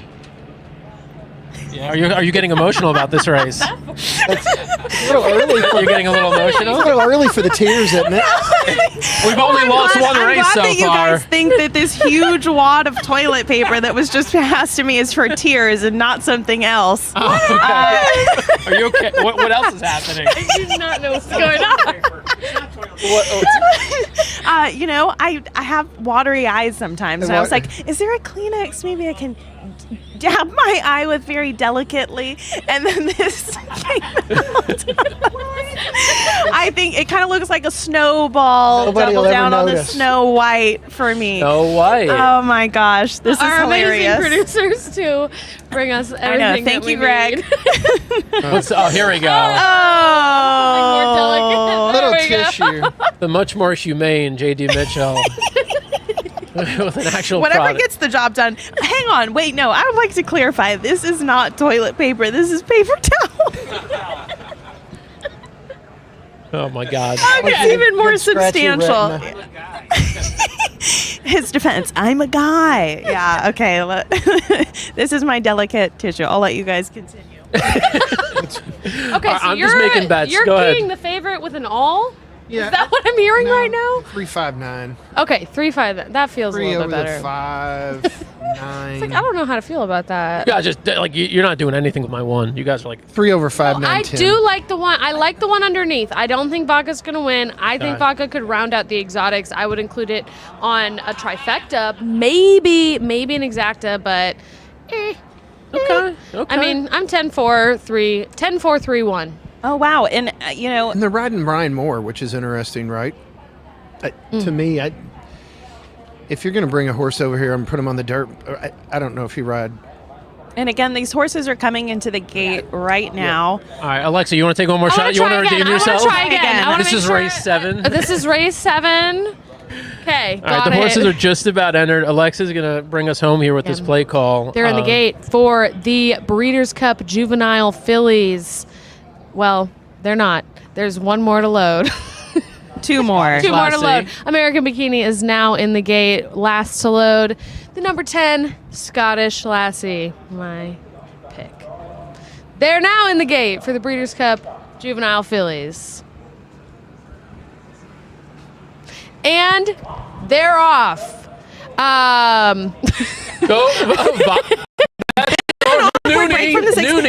Noonie off to a quick lead, followed by American Bikini to the outside. Actually, American Bikini now taking over. What do we do? American Bikini on the lead. Immersive in third, Vodka with a twist up in second now. Immersive on the rail with Scottish Lassie on the outside, followed by the 2 Snow White. First fraction in 22 flat. Rounding out the back of the pack is Quick Kick, not so quick. but the Quick Kick's in great position because they went 22 and probably a half of 44 gosh, yeah, Noonie is about 4 or 5 lengths in front of American Bikini, second in almost 45 flat. Vodka with a twist still on the rail. Who's that on the outside? The 10, Scottish Lassie. Scottish Lassie making a quick move on the outside. Vodka with a twist also making a quick move. American Bikini seems to be fading a little bit back, but Immersive is also making a move. Vodka with a twist has now taken over the lead. Scottish Lassie in second. Noonie chasing, but not able to trying to keep her together. Up. Now ask her. Immersive now coming. making the biggest move on the outside, and we have the 5. Oh my God, Quick Kick making a late move as well. Come on, Vodka, battle back. Battle back for second. 5. Battle back for second, Vodka. Immersive, the favorite. Come on, Vodka, second. Quick Kick making a quick move. But it will be Immersive over Vodka with a twist over Quick Kick over. She wasn't going to beat the winner, but she ran a big race. Ran huge. She moved a touch early, but she had to move eventually. I mean, look, get off. That was a good call. I'm sorry I screamed in your ear while you were making the call. I want to say the call was great. The call was great. Yeah, no. The call was parts great. I heard were amazing. The parts I heard were spectacular. Good. Look at her gallop out. Wait, who finished third? The Quick Kick. It was missed the Immersive over Vodka over Quick Kick over Scottish Lassie. We should have. She gotten together on it. Wow, that was emotional, you guys. I just got Yeah, she cried. Wow. I was moved. Dan, I thought he the hit it. Express Bets account is looking good. Oh my God! Yeah, I mean they were tired. They were all tired. I mean he's riding her right now. She must be once she gets going though. Yeah, I don't know what those fractions were about. Noonie really just said. Yeah. So for what it's worth, this is a really nice filly. For what it's worth, the Japanese horses are like 0 for 2 races. So.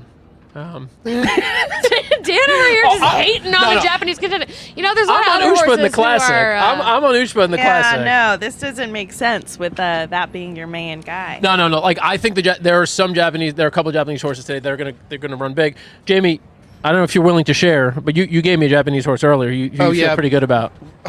We like the Tono, right? The Tono Carnival. Yeah, and the that's an interesting turf, bomb. The one. That's a bomb, right? Yep. Evidently, she had a Satono Carnival, I want to say it, had a really good turf workout here the other day. We'll see. At 20-1, I think you got to use it. I think this race is kind of wide open out of all of them today. Okay, so that's the big pick. Now, give us for the rest of the weekend. Do you have? I don't know. You can either give us a juvenile pick or a classic pick for tomorrow. So I like Arthur's Ride. Really? So that's one I haven't even heard much about, which is kind of interesting. I haven't heard many people pick Arthur's Ride. I mean, the two races that he ran up at Saratoga were visually really impressive. Yeah. The one on Belmont Day we were up there for, and I think that was 1.25 miles, maybe even racer 1 1/8. Yep. And then the Whitney, he looked really impressive. Oh, yeah. Belmont can train racehorses, as we know. He's pretty good at it. Yep. He's trained a few. He shipped last time he shipped horses cross country with Elite Power, the Sprinter he won here with, and then he won with Just FYI and some other horses. So he's got the east to west kind of shipping figured out, which a lot of them don't, because the horses. And he's a horse. I mean, the guy he's a horseman. He's pointed for this race. He's got a layoff. He ran a bad one, but they kind of ran a bunch of races in a row at Saratoga, and now he's off a layoff. And he got pressed a little bit in that race earlier, and had to really. That was tough coming off a career best too. I think that if the track stays, and it usually plays Southern California, he'll be right there. Yeah. I think him and Fierceness are going to go out and. Yeah. But if they don't, and the horse in there, I kind of like to, as a long shot, would be Sierra Leone. Okay. I think maybe he can get a second and third. The odds on Sierra Leone are archaic. It's insane. That horse should not be that long. What? Oh wait, what is Sierra Leone? You mean the morning line? Yeah. Okay, yeah. No, because I do think there's been enough buzz around Sierra Leone that I wouldn't be surprised if he's sitting somewhere around 10-1. Yeah, That's people ridiculous. know the name. 10-1 is absolutely ridiculous. Okay, I don't understand why people hate on Sierra Leone so much. This horse is an incredible horse who's always hitting the board and doing incredible. I don't know. I like Sierra Leone. He needs a lot of pace to run at, as we know, and he's going to get it. Yeah. I mean, these are real race horses. They're going to go out and go, sub 20, 23. Look what we just saw. Yeah. I mean, and nobody's going to sit. It's going to go. Apparently, even the odds makers have been burned one too many times by Sierra Leone. Because when I think of every big race this year, we're all like, it's going to be his time. He's training awesome. And then he's going to need doesn't win. Well, he may not win, but I think he's going to hit the board. Yeah. He's never done worse than third. Yeah, he'll be there. I mean, he's never been. He's never even been more than 1 3/4 lengths off of winning. What is the deal? He'll be there. He'll be there chasing. Chasing. Jamie, before we let you go, one more time for the people just tuning in. Tell them where they can find out more about the Grayson Jockey Club Research Foundation. Grayson-jockeyclub.org is our website. You can get there through the Jockey Club. America's Best Racing has links to it. Any of that stuff, we'll send out some social media posts for you guys, so maybe those guys can take it up. But, we're a 501c3, and every dollar counts. All right. It's all going to research. That's all we do. We fund equine research. And like I said, it benefits all horses, from all the horses that do therapeutic riding, the police horses, the race horses, the breeding animals, and it's all encompassing. It's not just one thing, but it's anything that could touch the health of a horse. But I'd also like to say, y'all are doing a great job. Oh. I also tune in and watch. Awesome. From The Office, because that is horse racing. And I know he does. Because I remember even early on, when we started doing these live shows a couple of years ago, I remember you sending me messages like if we picked a winner or whatever it is. So we appreciate that. Oh, no, just keep going. It's doing great. It's providing an experience that we're not going to give some other places. And it's going to provide an audience that, really needs this kind of service. So I'm really grateful for what you all do. And keep going. Well, we're grateful for you. So Jamie Hayden stopping in with us, handicapping with us as well. He told us immersive would win. He just didn't want that short price. East Avenue is going to be tough to beat, too. East Avenue, same thing, yeah. I mean, Shouldn't believe in East Avenue for your exactas, everybody. And I'm glad you're mentioning that because you're about to step out for a quick little break. We're going to bring in, we're going to do sort of a set change here. Switcheroo. But you'll be back, I'll be back. By the end of the show. Yeah. So, and Jamie, we'll check in with you soon. We'll obviously we'll see you around the office, if anything. Thank you so much. She's going to go get a sweater. It's a little chilly. All right. As we let them go, you heard us mention Ushba Tesoro and the video that we did last year. We've created a shortened version of it to take a look back at the horse that I'm predicting, at least, to win the Classic this year. さあどうさばく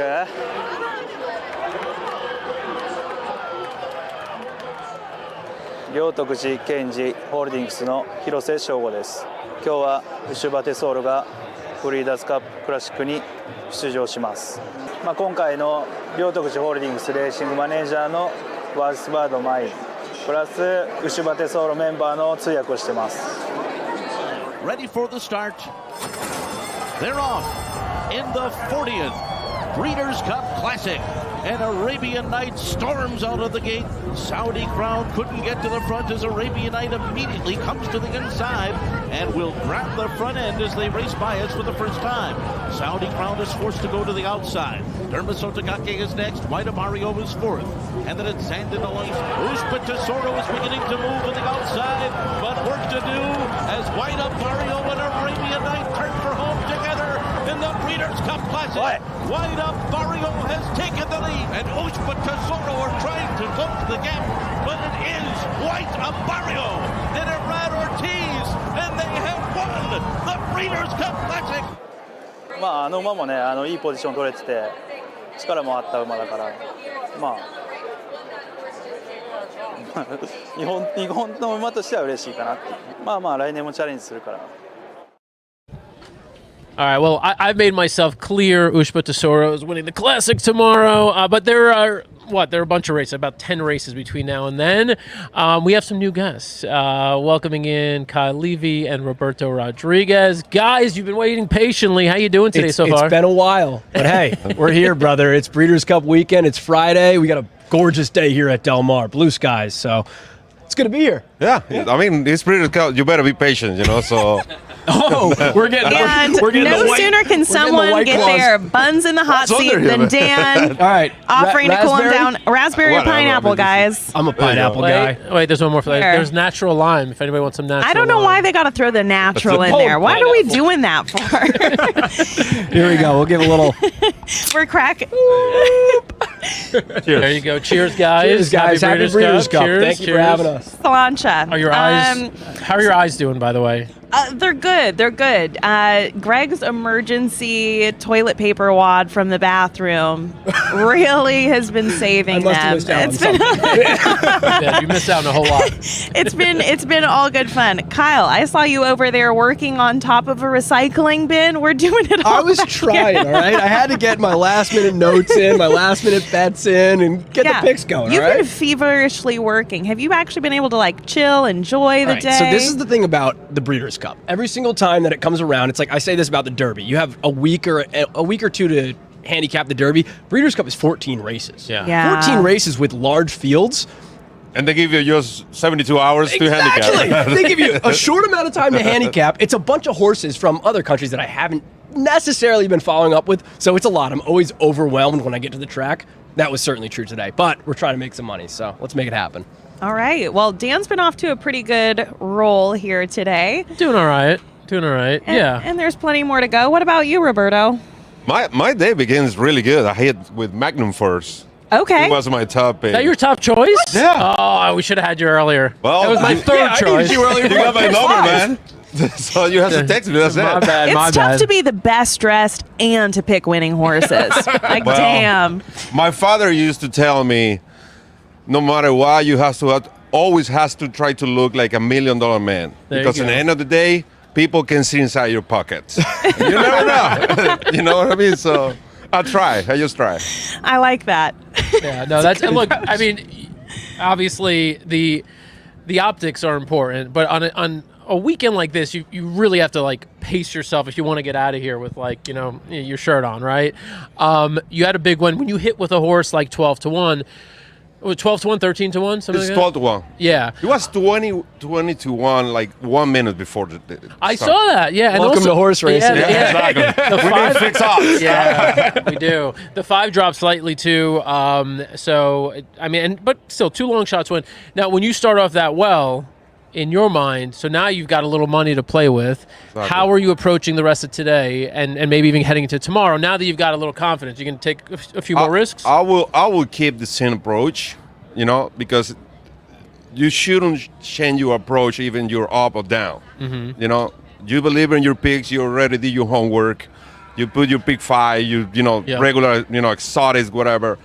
And then you got along. And then remember, we have another day tomorrow. So you're going to need some better runs. So Here comes the pacing yourself Exactly. out. That's the big point, right? We have tomorrow still. And it's Exactly. today's are all the races where that's a good start, but exactly. it's 30 more races to go. Exactly. And today's more unpredictable a little bit with the 2-year-old. completely agree. So 2 years old, usually. That's where you might get the prices where Exactly. you got a 12-1 on a great horse who Exactly. made sense. Tomorrow you're gonna have Cutburn, you're gonna have Torpedo and predictable horses. All right, well, hey, the last couple races today have a couple big favorites. So exactly. if you can beat them, you're gonna 1 make to some 2. money. Are you looking up at this price I here? am. 1 to 2. That's She's quite legit, literally. man. I mean, how legit is she at 1 legit. to 2? This is a 13, 14 horse field. We're talking about Lake Victoria, by the way, the Breeders' Cup Juvenile Fillies Turf. 25 minutes to race 8. Lake Victoria, the one horse, Aiden O'Brien, Ryan Moore, 1 to 2. I mean, It's too low to I was gonna hope that he was gonna say it's not too it is low. way, but it is way it's way too low to bet to win this filly. Yeah. But you said it. It is a good opportunity. Look at the rest: 40 to 1, 60 to 1, 14 to 1. Look at it's good for exactas. Yeah, no, I think that we just got to go through like the laundry list of these odds. So again, Lake Victoria, this very, very heavily hyped horse coming over from Ireland, part of Aidan O'Brien's crew, which is truly something to Aiden's behold. Army. I don't know if you guys I got to haven't see seen that it. in the I haven't morning. seen it in the morning. In the yet, flesh, but- okay. I'm a big Harry Potter fan. Let's go. And at the start of the 4th movie, okay, if they're I'm going to sit Goblet of back fire, here. goblet of fire. Crack folks. another White Claw. I'm exposing myself by quoting the movies instead of the books. One of these days, I'll get around to reading them. But they're at This you is know, also the world, making you emotional. The Quidditch World Cup. This is the running theme for today. Should I dab your eye? I'm getting emotional now. Oh, yeah. But anyways, everyone comes out on these brooms and they're flying in like a formation through the stadium. And that's exactly what Aidan O'Brien's horses are like. Yeah. Okay, I'm telling you. They come out in perfect line, one after the other.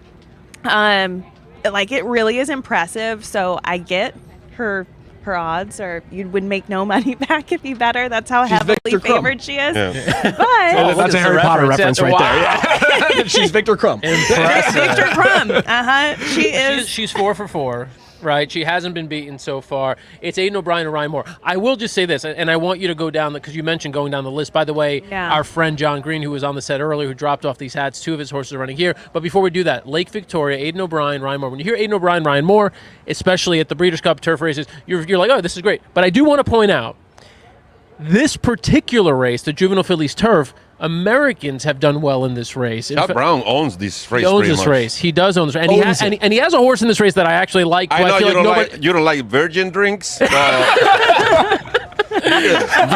Virgin Colada, she's Let me pretty good with this explain race. where he's going with this. Okay, this does. I mean, all right. The 6 is Virgin Colada. We've got a video and all that. But no, this is the one race where I feel like you try to beat the Europeans, right? I mean, if 13 of the last 16 times we've beaten I mean, I found like I'm sounding like waving an American flag here. No, like dude. Oh, by the way, like this Old Smoke, which I'll also tell you more about. If you go to Old Smoke Clothing, this is a great time to plug this too because we haven't this far into the show. Look at the screen right now. That code ABR15 Old Smoke.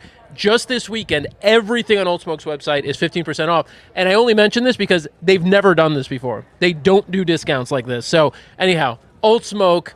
Thanks for reminding me. Go America. Go Old Smoke. Okay. Dress like Dan. Yeah. But no, like seriously, this is America's race. Like this is our turf race to win.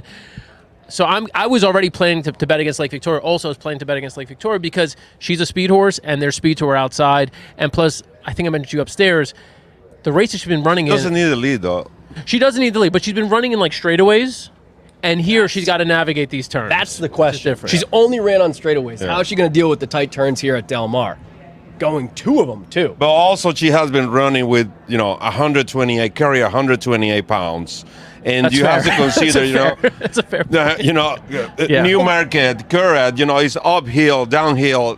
Now it's flat, it's fast, so I think it's not going to play on his favor. But that's why the price is the way that it is. I know the people who can't see that what we're seeing. We see 1 to 2 and then a bunch of double-digit odds, with the exception of number 7, Thought Process. So looking at the Phil D'Amato horse, Thought Process, do you guys do you not like 3 for 3 on the turf? Yeah, and there's 2 for 2 of them. Yeah, 3 for 3 at the mile. Actually, 3 for 3, actually. And there's good buzz around this horse this week. There has been good buzz around this horse. What are we getting, 6 to 1? Look, I think that's telling. I think that's a fair price, but agreed with you. I think that's telling. I think it's very telling. Yeah. Rachel, you want to take us through this field? I know you're about to go through. The 2 horse was Nitrogen at 45 to 1 for John Green, who's also going to be pressing. This is a horse with some speed. It's going to be pressing Lake Victoria from right to our outside. Correct. And Nitrogen is currently sitting at 45 to 1. But again, John came on and he talked about her and said, she acquired that name. She earned it from birth because she was lighter than air, which is nitrogen on the periodic table. Oh, wow. This is also ABR College over here. I don't know. I think that 5th graders are learning that stuff now. So going now, we got Nitrogen. Any of you guys like her? Yes, no? No, I think 45 to 1 is more of a fair price than 15 right. to 1. But we're just going to have to turn one of these hats upside down so that John can't see us. This upcoming price here that you're going to mention is unbelievable. The 3 horse, Coretto, for Graham Motion, who won this race in 2019 with Sharing. She's 70 to 1, the 3 horse. I mean, that's a crazy price. That's a crazy price on a horse who you can make an argument for pretty much any horse. Pedigree. For pretty much any horse. Amazing. Pedigree's amazing. You got an English channel, getting back on the turf, had a great run, great debut, came back, finished 3rd. God. But that debut was at Kentucky Downs, which ain't a hard track to run at, especially for your first time. So the Miss Grillo, we've seen a ton of horses coming great from that. The 4 in this horse, Scythian, and also Virgin Colada, who I know you're a fan of. So I think it was a stronger race than the numbers are putting up. Yep. Good. Especially the post that she had at Kentucky Down. Post position 10 and 7 furlongs is one of the toughest post position that you can have in that specific track. It's. I mean that price blows my mind. Is she the longest shot on the board? She's the 2nd longest shot on the board. I mean, that's crazy. She's literally my 3rd choice. She's my 3rd choice, and she's the 2nd longest shot on the board at 71. All right, the 4 horse. This is the winner of the Miss Grillo. This is a tough name to pronounce. You want to go for Kyle just it? did it effortlessly. No, you don't want to put effortlessly Scythian. I don't know. Oh, that sounds good. That sounds good. You just have to commit to it. I'm no Frank Miramati or whoever's the caller out in. Well, you're going to have to be, by the way. It's been this seat's job for the day to call the races so that the viewers. Yeah. I have some experience, folks. I have some experience. Okay. So, Okay. But this is my top pick this race. Seriously. And not because I absolutely love it. Listen, Lake Victoria is going to be hard to beat. But if we're going to try to beat Lake Victoria, might as well take a price, right? Yeah. And Scythian, from the heart, I'm a Tis the Law guy. I'm a Saratoga guy, so Tis the Law means a lot to me. I like this horse. And took great to the Saratoga turf back in August to break the maiden. Tactical speed should sit kind of right off the leader. So, I don't know. You see improvement in each run. 58 Beyer on the dirt in the debut. 70 Beyer when you change it to the turf. 77 next time out. So, if we can keep on that uphill trend, I don't see why Scythian at 15 to 1-ish could be a price to have in your picture. In 3rd time turf, which is really good angle. So I'm going to go with Kyle's pronunciation of Scythian, and I'm going to show you what happened last out in the Miss Grillo. We've got a replay, and this is important to watch because in this replay you'll watch the 3 horses who finish 1st through 3rd. They come back in this race in particular. So take a look at this. There's some action to watch here at the beginning of the race too. And actually, so we have this with no sound, so we could actually show it this way. All right, so look at the 3 horses. Virgin Colada actually gets squeezed and shuffled back at the start. Now the thing that's memorable about the Miss Grillo for me is kind of this craziness that happens at the top of the stretch when one of these horses bolts, takes out the 3 horses in front of Scythian. Yep. So, and then she inherits the lead there. Exactly. So what do you take of that, though? Because the horse So took two I others mean, out that of the certainly race. helped her. But what caught my eye was this move by Virgin Colada on the outside, getting by Corretto, who also ran a good race, and gets up and beats her just by a nose here at the wire. I like the way she ran on, so that's why I like Virgin Colada, who's the 6th horse here, and who's currently probably only the 4th or 5th choice at 21-1, which is crazy to think This about. is a wild betting event. Yeah. And honestly, if you like anyone besides the one, bet what you like Yeah. because you're going to be getting a better odd. And don't complicate it. I mean, you might just want to bet that horse to Exactly. win. I mean, because, you start getting into the exactas and trifectas in a race like this. I mean, you probably cut yourself a little short if Lake Victoria hits your exacta.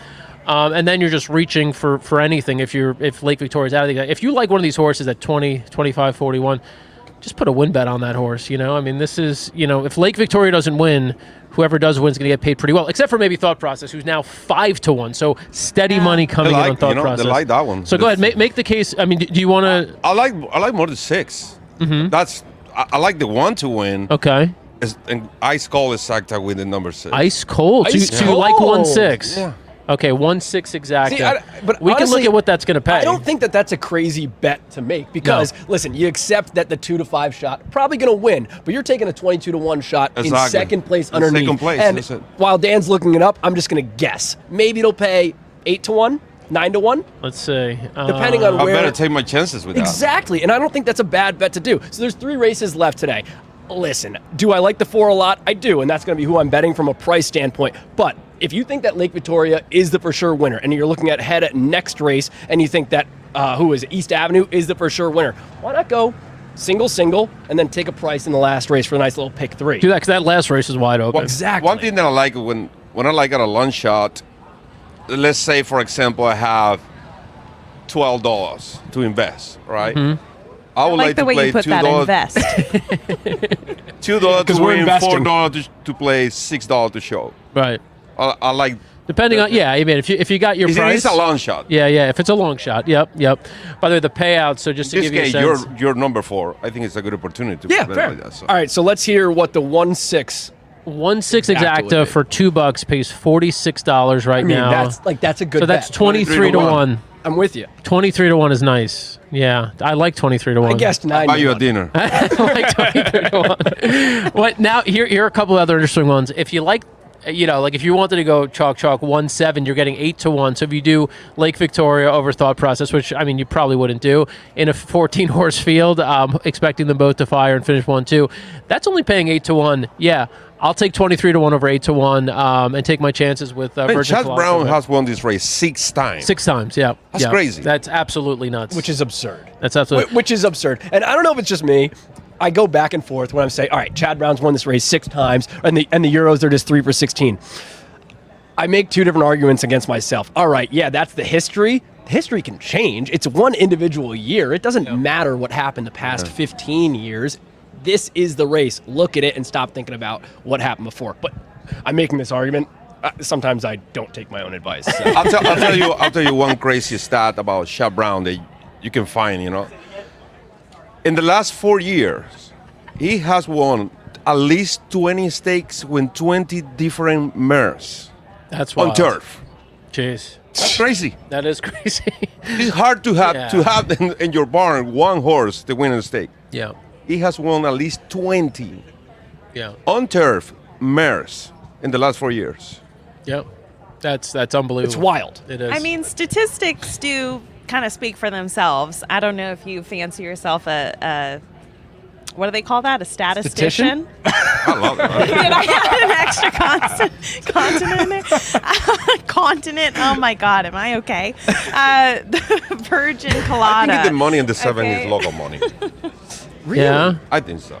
That's Little Red Feather, right? Is it Little Red Feather? Yes. Yeah. What do you mean the money on the 7? It's 5 to 1, and the horse was 5 to 2 before. Yeah, but I mean, this is. I still think it's a Wait, the a 7 lot was of 5 to local 2 money. morning line? 5 to 5 2 to 2, which morning is- line. Oh, I didn't realize that. Yeah. Oh, I didn't realize That's the 7 was where- 5 to. So I didn't realize 7 was 5 to 2 morning line. It's Wow. like why Mortorius is 9 to 2 and More Than Luke is 20 to 1 That's and the fair. Breeders' Cup Mile. Listen, the thing is, this horse has been only racing in California and hasn't raced against anyone crazy impressive. That's my thought on thought process. So, yeah, 3 for 3 on the turf. turf, but just still, even last race, the Surfer Girl, the grade 3, small, weak field. Yeah, she's fast and she can keep the pace going for the mile, but I don't know. I don't think the fact, the Surfer Girl's never been like a great sort of like setup for this. The fact that she won by maybe 4.5 lengths is what's maybe exciting people, and that she's been working well and everything else. Sweet. The third place horse in that was Tigerish, who granted was scratching this. Was the 16th Kyle horse. is not having thought process.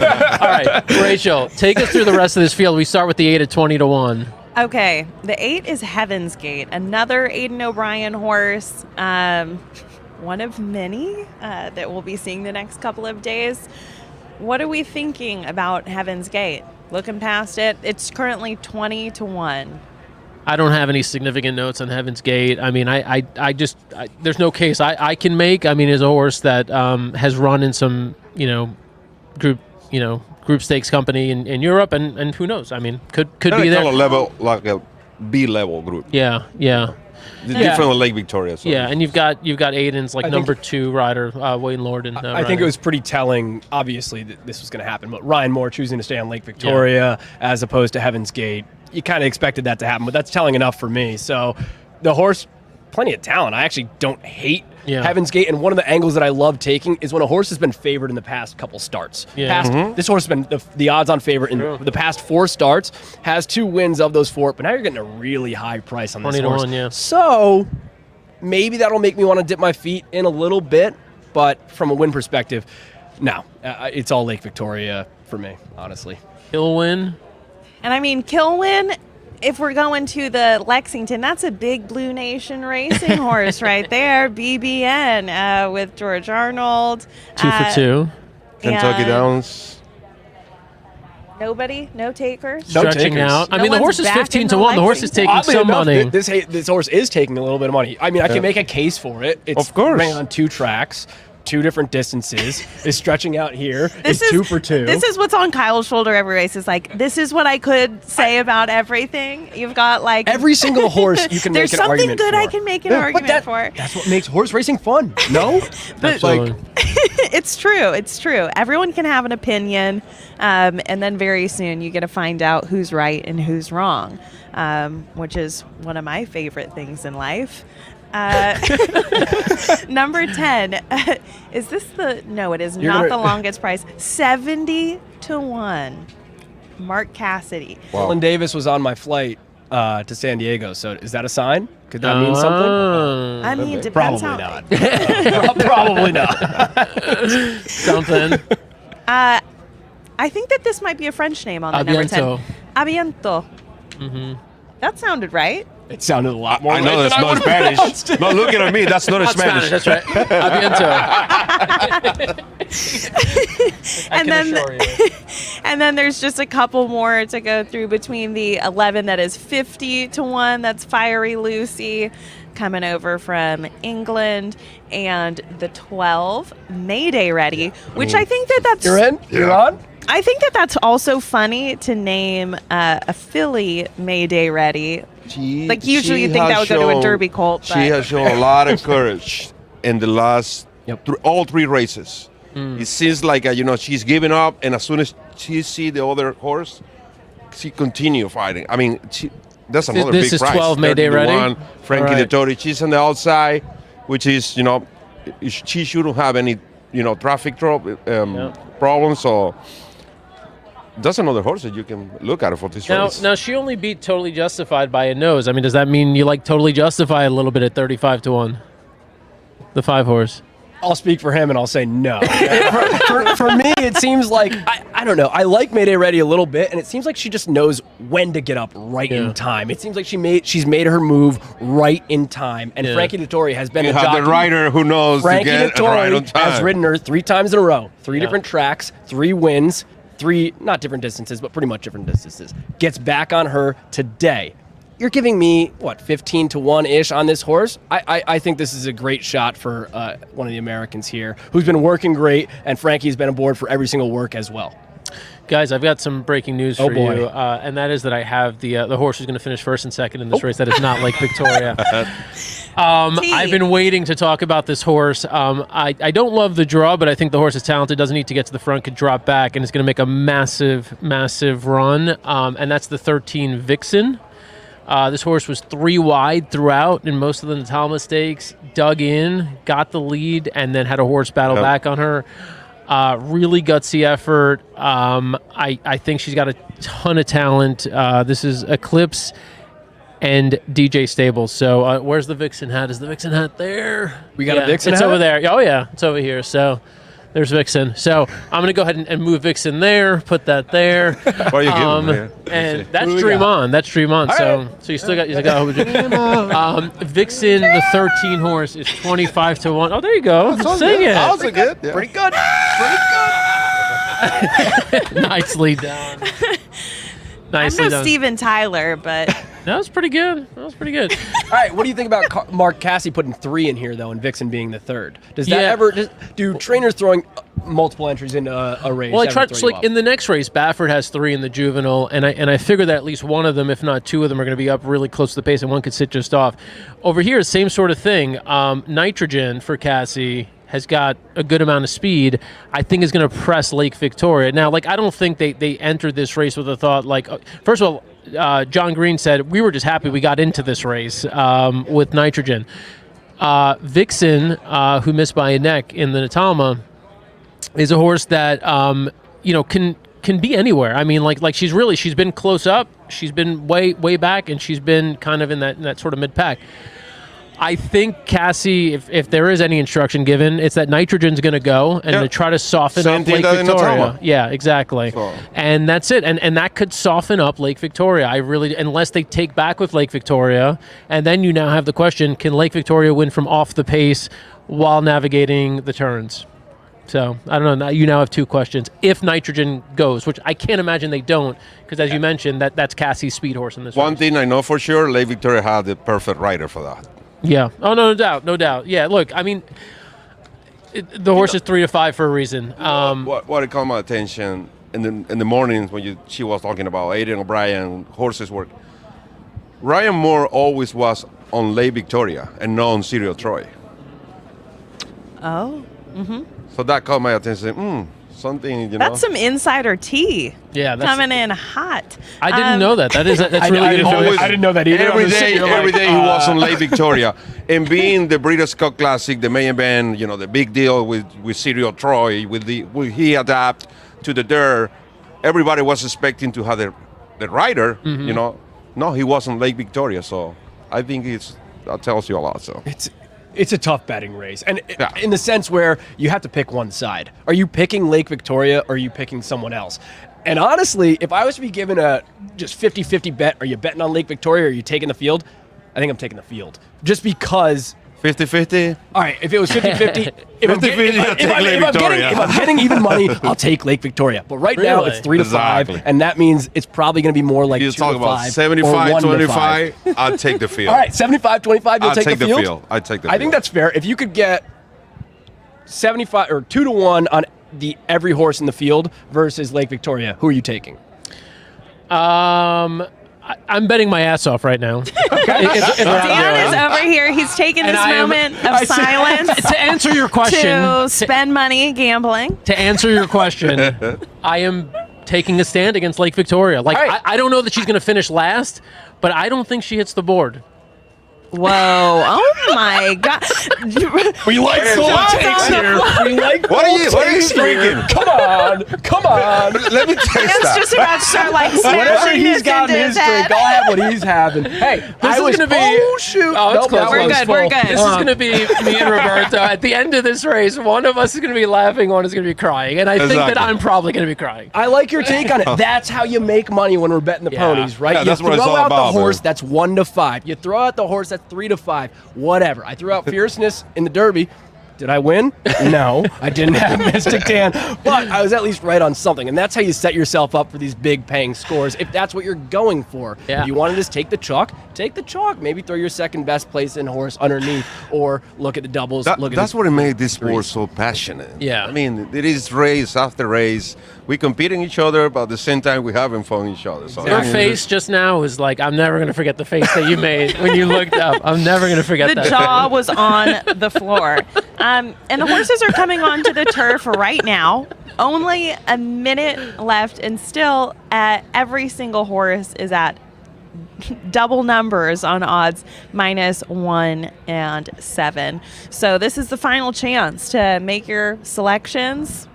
What bet would you advise people to make? Lake Victoria to win, Virgin Colada, Which is well, the Dan 6th. doesn't like to drink, for the second place. Number 6. 1-6, exacta. Okay. All right, I'll try to go for some money then. I'll go with the 4 Scythian, if that's how we pronounce it. The Mott horse gets Junior back aboard. Changed completely when he took on the turf. 3rd time on the turf here today. Let's make it the 3rd win on the turf today. That's a good bet. Whoa, that was a statement. I like the way that ended. You know, you got to fake it till you make it, right? Proclamations. I'm over here starting sentences, not knowing how they're going to end. And that is the case with these horses. Obviously, Lake Victoria, I would probably include in an exacta. And I'm going to go ahead and spice it up with thought process in there. Well, that's not really spicing it up. Those are the least priced horses in the field. Hey, no, you're getting. If I hit that you're getting exacta, 9 I to will 2. do the salsa dance right here. And Dan, as they're loading in the gate, what's your exacta? I've got a lot of bets. I'm betting 13. I'm betting I got the 2 to show, the 4 to show. I'm betting the 13 Vixen across the board. I'm betting exactas. I've got exacta box with the 6, 3, and 13. So that's Virgin Colada at 17-1, Coretto at 75-1, and Vixen at 28-1. And then I've got some trifectas where I did include Lake Victoria in the trifecta, just in case she sneaks in for 3rd. Yeah. But we'll see. Look, just to show me. Listen, I put it in my. The horses are loading into the gate here, and Kyle, are you going to be our you got to designated do it. race Do you have caller? the horses in front of you? Yeah. Okay, good. I think so. Yeah, I'll be all right. It's locked and loaded. I can open up a program in front of you. I if did that's the helpful. Derby and the Preakness, so we'll see how I do in this one. Okay. But- He's coming in highly Jesus, regarded. guys. Oh, man, this is a Go. lot. We're going to let someone else take this over after I fail. But no, this is going to be a good race, and it changes everything from a horizontals perspective. If Lake Victoria can win this race, we'll see what happens. But if someone else can come in, we're going to see some big prices in these pick 5s. All right, looks like we just got the 14 to load. They're all in line. Ashanda, I hear Larry Colmus in my ear. And they're off. Am I really doing this? Yeah, go for it. All right, Lake Victoria not on the lead. Lake Victoria not on the lead. Wow, it's tough with Larry also in my ear. It looks like the 9 has taken the lead. The 9 will be Kilwin, the early leader, but Thought Process, the horse who didn't take too much money for Phil D'Amato, gets the early lead on the rail. To his outside is the 9, Kilwin, followed by big group of people. It looks like we got 3 behind him. Number 3, Coretto, the Grand Motion horse. To his outside is the 10, Abionte, the French horse. We don't know how to pronounce that. Behind him is the 13, Vixen. Behind him, the 1, the 2, the 4, and then a long, long way back is Ashanda, the Irish horse, at 85-1. But right now it is Thought Process in the lead at 9-2. A good price if you back this horse at 5-2 on the morning line. Followed by him is the 9, Kilwin still, and to his outside is still number 3, Coretto. On the inside on the rail is number 1, Lake Victoria, the favorite at 3-5. Aiden O'Brien and Ryan Moore riding the rail, waiting to make their move. 3 to his outside. Can't really tell. Don't have the numbers. Can't see the silks, but it's pretty tight. Very tight. Probably only 7 lengths separating this entire field. Still on the lead is Thought Process. Behind him is Kilwin. Looking on the inside is number 3, Coretto. On the outside, Lake Victoria makes her move. Ryan Moore is going to send very early and probably win this race by 5 lengths. But the question is who comes in second, and it looks like it will be May Day Ready, followed by number 2, Nitrogen. Who won? At 49-1. Wow. And it wasn't much of a race. Had a lot of trouble. She's decent. She's decent. She's decent, right? So yeah, look, and she got out and she just exploded. So, Lake folks, Victoria. I won't do that. And you made the case for Mayday Ready too. You made that case. Yeah, you did. Yeah. And Hot nitrogen at 45 to 1. Give me, where's nitrogen? En fuego. En Give me fuego. nitrogen That's back. on fire, man. That's on fire. Honestly, he kind of nailed All that. right, well, If now you were- got to stay. Now you can't leave. Yeah, no. You Now you can't can't leave. leave. Now you Hang can't on. leave. No, and Kyle can't leave because what the hell was that? I That know. race call, that was Yeah. insane. That was spectacular. I was just sat here. That was my inner shout out to And Larry. he's willing to do the next one in Spanish. Wow. Oh, yeah, you got to do the next one in Spanish. No way. Yes. Se fueron. All right, my game plan for a minute.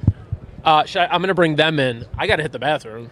Okay, So, that's fine. Got this for you. Yeah, all right. I'm gonna leave it in your hands. I'll call Griffin over to sit here. Yeah. All right, I'll call him. Sure. All right, you get to hang for a few more minutes. You got to get. Yeah, back. absolutely. No. I This can't say guy's got money in You're his not going pocket. anywhere. Just stay with He's me. all Have right. some popcorn. Yeah, you guys are good. We're hanging out. We're having a good time. I mean, that was nuts. the race went pretty much She's how we so good. expected it, right? Yeah, It went I how- mean, I will say Lake Victoria, that was a bit She's more very, very suspenseful talented. than I thought it was going to be. This is one thing that I like from Breeders' Cup when you are able to watch these animals, you know, especially European that you don't get to see often like we do our horses.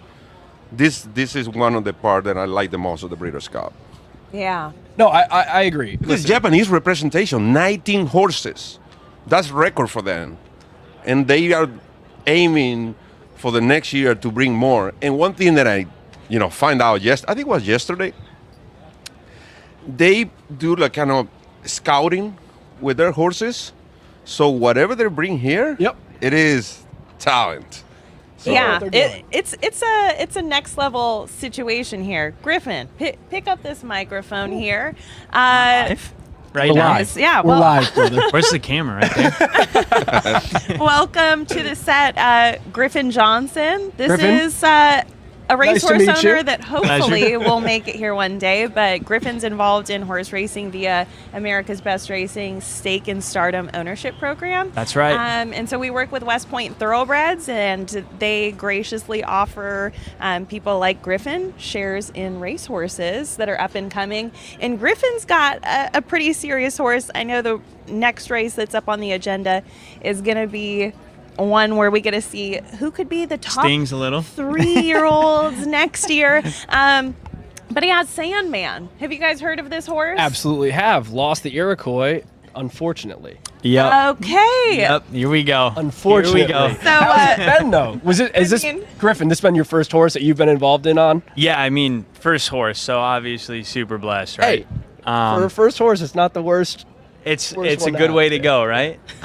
It's been it stings a little bit on this next one, but a lot of great horses, so I'm excited for it. For sure. Yeah, and I want to know what your feeling has been out at the Breeders' Cup, bopping around. Obviously, you were at Derby. That was like your first big horse race. Yep. But before that, he was like a casual race goer at Gulfstream. So That's right. he's been around it, but now he's Let's go. Yeah, you know, now I feel like you're really addicted to the sport. So what's the Breeders' Cup scene been like for you? Yeah, well, Derby was my first. Obviously, spent a lot of time at Gulfstream. Breeders' Cup is just a different level of seriousness. It's crazy. The atmosphere is definitely a lot more diehard race fans. They are strictly here to bet a lot more money than I've ever made, and you can definitely feel it. It's like sucking out of the air, I feel like. Whereas Kentucky Derby and even Saratoga, there was a little bit more looseness. Obviously, the dressing up was a lot more of a staple piece of it. So Breeders' Cup's been cool. I really like it, especially getting into this space. It's very, very serious. So I know. So we'll keep it more light, easy, breezy. Although, Griffin admits he was new to the sport this year, but he has massively taken it upon himself to educate himself in racing and understanding what's going on with his horse. So have you picked out any winners today? Any horses or? Well, speaking of the bank account doing today. Speaking of Sandman, Jonathan's Way is coming up in the next race. Jonathan's Way put a nice little spanking on Sandman at Churchill, so I think he's actually odds to win this next race. But that's a monster of a horse, and honestly, it'd make me feel better if he did win. So then at least I know Sandman lost to one there of... There you go. You know. That's kind of like the... it's almost like when you're rooting for your NBA team or your NCAA team and they lose. It's like, well, I kind of want the team that beat us to win because it makes us look a little bit better, A little bit better, right? But I mean, okay, I was trying to explain this to Griffin. I think that you guys could speak to it a little bit better. When you have a horse that's coming into form the way that Sandman is, even if he's not at Breeders' Cup, how does that impact his Kentucky Derby dreams? Like, in a way, do you think that the horses that are in their peak form right now, that could work as a disadvantage 6 months down the road? No, I think it's almost like you want to get hot at the right time, man. Like, seriously, you look at MLB players, baseball players, maybe they're getting cold right before the playoffs. It's not a good thing. You want to get hot right before the playoffs. So the Derby, it's not for another 6-7 months. You're all right just chilling right now. You were in a Derby prep. You were in the first Derby prep. That's good enough. The horse who won last year's Derby prep didn't finish in the top 10 in the Derby. So the first one is what I'm talking about. Yep. So you're going to be okay. Just let the next months go by. Hope the horse stays healthy. Hope the horse progresses and get yourself back on that Derby trail. And you'll be okay with Sandman. Exactly. What do you think, Roberto? Especially that transition from 2-year-old to 3-year-old is going to be more mature. And you also want the Derby to be his third race of the year.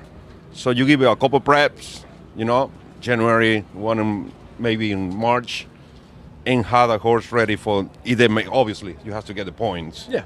And have the horse ready for the Derby. That will be my plan. No, but don't be upset that you didn't get the 10 points that you get towards the Derby for not winning that race, because down the road there's going to be races that the first place horse gets. There's plenty 100 points. So you're okay. So it's very early second, and it's fun. Finishing second Exactly. in one big race could put you in the Derby. 100%. Easily. 100%. So it's fun to be involved in a cool horse like that, and everything that you go from here on out, good luck, because it's going to be fun. It's going to be a cool experience. I want to hear more about, you've gotten to hang out with Sandman, actually. What's some of his personality? For those of you who haven't seen it, first of all, you need to follow Griffin, because he posts regular updates about his horse. Like, you're truly very invested in him, and your followers are invested in him. So what can you tell us about his personality and his vibe? Yeah, so, I think his personality is actually kind of a testimony to how his performance has been. He's very docile for a Tappet, colt. A lot of times they come out, they're a little sporadic. They have some pretty crazy personalities. He's actually very, very calm. I've spent a lot of time feeding him peppermints and kind of walking him around some nice workouts, and honestly couldn't ask for a nicer thoroughbred, So I do love that. It makes great content. But it also plays a little bit. I think he's still coming into his actual form. He's a big guy. He's a lot of horse. How many hands is he? 16-2 or something? Yeah, maybe 16-3 or 4 now. Oh my God, growing boy. Yeah, he's a big boy. So I'm excited for it, and most importantly, he's a good guy. He's a good guy. And the West Point crew, they always give you a great experience and interaction with them. Terry's not out here with us, Terry Finley, who's a great friend. Great guy. How often does he reach out to you to try and talk horses and stuff? I would say definitely every race we speak. Anytime Sandman's on the track, around the track, we're probably going to exchange a few messages. Also, shout out to Mark Cassie. He's been great. Super great guy, super interactive with me and just making sure I know what's going on. So shout out to him and Terry, really, because they've expedited my learning by a lot. So No, and you do so a lot yourself. He's out here quoting, Tappets. Yeah, that was wild to me. the name, Metallica, that name. It's a good name. And the funny thing is, one of Griffin's friends and business partners, his last name is Sandman. Yep. And so it was just like a funny coincidence that ended up working It's funny out. how things work out sometimes, right? I mean, it worked out really well, actually, and it had no correlation. So that's kind of a fun fact, I guess. That is awesome. So I'm curious to hear what other friends of yours think about you being involved in the sport. Oh, yes. A lot of jealousy around. No, not really. But they do. I've had a lot of interest in racehorses. So coming from the influencer space, I think there's been definitely a lot more, I guess, publicity around horses lately, especially nice thoroughbred horses. So a lot of people asking me, how do I get involved? How did you get into horses? This is so random. Anything around that. That's the PG version, but it skews from across the board. I think actually the funniest interaction was Dave Portnoy.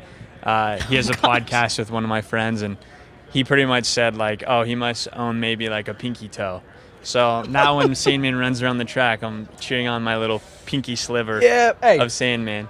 You can root on your pinky sliver as if you owned 100% of that animal. Because that's horse racing, all right? Most of the people around here, they're not owning 100% of the horses. Exactly. They have a little sliver. That's so my little pinky you're toe. okay, brother. You're Going okay. around. No, and trust and believe, Macy, Griffin's girlfriend, got in on the comments and said, horses have hooves, Dave.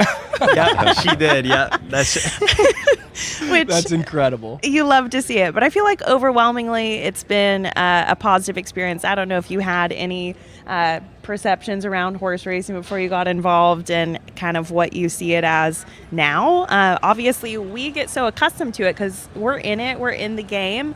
But are there any hot takes that you can give to viewers back home that maybe don't see what we see all the time? Yeah, definitely I've seen that. A lot of the, it's a big community, but it's also a niche community. And I think the biggest thing that I've seen is just people don't understand how to get into horse racing. Yeah. And, the delta of being able to get into it is really not that high. I think that even if you're just going to the races and watching, it's always a great atmosphere. Good, nice outfits, good food, good drinks. Obviously, betting's always fun. So I have a hopeful answer here. What's been the favorite track that you've been to? Ooh, okay. Oh my goodness! I say this because this is good. I Yeah, have a Kyle has very one in hopeful mind. answer. Yeah. I'm really hoping. Really? Okay. I would say, are we And it talking? doesn't necessarily be the track, just everything itself. What was your best race experience? What track that? Whatever. Okay, I'm a little biased because I'm actually from Southern Illinois. All right, Gulfstream. Oh, Nope. Oh, Churchill. Oh, I didn't know you were going that route. Yeah, Okay, Churchill fair. for me has been my favorite, I guess, experience all around. Saratoga was awesome. That too. was what I was hoping. Yeah. you would say. That's yours, Saratoga? I'm a Saratoga guy. I live there. So. Yeah, It's Kyle beautiful. actually has a little cot in one of the saddling Yeah, pretty stalls, much, and he just lives there. She's messing with you. One advice for the next year. Probably they're gonna hate me to say this, but Okay. if you guys decide to take Gulfstream Park route, you got the Hollywood, Fontana Youth, Florida Derby. Pegasus. Do not try the 3 races. No horse that has participated in the 3 races has won the Kentucky Derby. So don't do it. Don't do it all Bad 3. juju. Okay. 2. Okay. 2 at the most. Fontana Youth, Florida Derby, or Hollywood. Those and, are the and Florida prep Derby. races for the Derby. So the Exactly. horses That's that why are, the- the horses Not that are all going to 3 be in the though. Derby. Just Exactly. 2. No, whole 3. Yeah. So Okay. I love Gulfstream Park. I do but too. I do numbers too. are numbers. I'm gonna call up Mark. Hey, Mark. I have some advice I would like to share with you. You're going to want to listen to this one. No, I feel like he would take that on board, though. You're right. Mark Cassie is such a cool guy. If anyone would be down for that, it's him. I mean, again, a lot to look forward to. I want you to be able to get back out there and continue enjoying the races. But what we're going to get into, we're 23 minutes away from the Breeders' Cup Juvenile. That's so right. you mentioned Jonathan's Way. Jonathan's Way. The 5-horse, which is not currently the odds-on favorite. East Avenue. East Avenue. Uh-huh. Okay. East Avenue, highly, highly hyped horse. Gonna lose. So before Who? you leave, I East want Avenue? these guys to tell you. I don't First of all, should he be hoping that Jonathan's Way wins? I know it's a tricky position me when know. there's a horse in a race to beat your horse. I'm a you know? newbie here. Jonathan's Way is a good story, man. Everyone loves Jonathan's Way, right? That's been the talk of the damn town. it. Okay. Here we go. Oh, You heard the story, uh-huh. right? No, that's. Ish. You tell it. I don't know. No, fully. no. No, I You don't. go. No. I actually don't know it. I don't know the whole. I set myself up for failure here. Anyways, so the owner and trainer of Jonathan's Way got in a plane crash, no? Correct? And they survived. Oh my God. How am I breaking this news to you, Rachel? I heard something. They got in an accident, but I didn't know what it was. Yeah, it was a plane crash, and they're both still kicking it, still here today. Let's go. It's a big That's story. So baller. it's awesome. And honestly, the horses God. ran 2 times, won both the times, absolutely romped. Has a great shot today. So if you want to bet on a good story, you want to bet on Jonathan's Way, go for it. I don't think that the one East Avenue is going to lose. So that's just my opinion. though. Okay, yeah. East Avenue is like probably the most hotly talked about horse in this race. Roberto, why is East Avenue the most highly talked about horse in this next race? Probably the way that he won the Breeder Futurity wire with a track favoring the closers. So he wasn't supposed to do what he did. He wasn't supposed to do what he did. So, and then post position, I think is good for him. He's a short stretch here. However, I don't like it. Really? There's Chancer McPatrick is my topic. I love Chancer McPatrick because also Why? that name. Because that horse is there is no normal to see a horse overcome race after race everything that he had overcome in the first 3 races. And I think it's just gonna get better and better as long as the distance, which is the case. I know the last 2 times the track favored, his running style, which is okay. But this horse is very, very talented. And I'm a huge fan of the gallop ups. I like to watch the horses after the wire, how they doing. And this horse just continue to run. And I think he's gonna get the pace. I like him actually on the outside because he's not a fast horse at the start. So anyway, he's gonna break. Pratt is going to take his time. He's going to take it to the inside. And him being on the outside post, it doesn't even matter. Let everybody go. Let him go because... Exactly. And I mean, and then he's going to begin his run. And when Dan tags back in, we'll get into the deeper analysis. But you heard it here first. Chancer McPatrick and Kyle, I'll give you a chance. And then Griffin, you can go place your bets and back one of their decisions. I'm going to give you the winner one, but whatever you listen to, that's what you listen to. The winner's one. I'm still going with Jonathan's Way. All right. If he loses, he has no option because I said so. I love it. I hope you win, dude. I really do. But hey, we'll see. That's horse racing. That's what makes it fun. You can talk about a race for as long as you want before it, and at the end of the day, they're horses. That's no right. one really knows what's going to happen. Listen, I might be saying something that people don't really want to hear, but it is the truth. Someone could have a bad day. You have a bad day. I have a bad day. Stuff happens. So even I think Ferocious is going to run good today. I couldn't agree more. Yeah, I think he's going to run That's good another today. horse that, by the way, if Sandman continues on this trajectory of being on a Derby Troy, that's a horse. That is a horse that It he is. is going to 100% be looking at. And I don't know. It's going to shake out to be a good race. It sounds like Griffin's backing Jonathan's Way. He's going to continue 100%. to root on the horse that bested die on his that own hill. horse. I'll die on that hill. Which, I hope I see a video of you celebrating very hard when the horse crosses the wire, and then you go into the teller and cashing a nice ticket for a bunch of money on Jonathan's Way. Yeah, I'll be on Jonathan's Way until the Kentucky Derby. Then it's Sandman. Then it's Sandman time. then it's showing up all Sandman. Well, thank you so much for taking the time, Griffin. Of course. Thanks for having me. Looking forward to see what's next for Sandman and following that journey into next year. Fingers crossed. And I'll let you go make your bets now on Jonathan's Way. All right, big race here. Thanks, guys. Appreciate it. Thank you. Thanks, Griffin. Good to have you.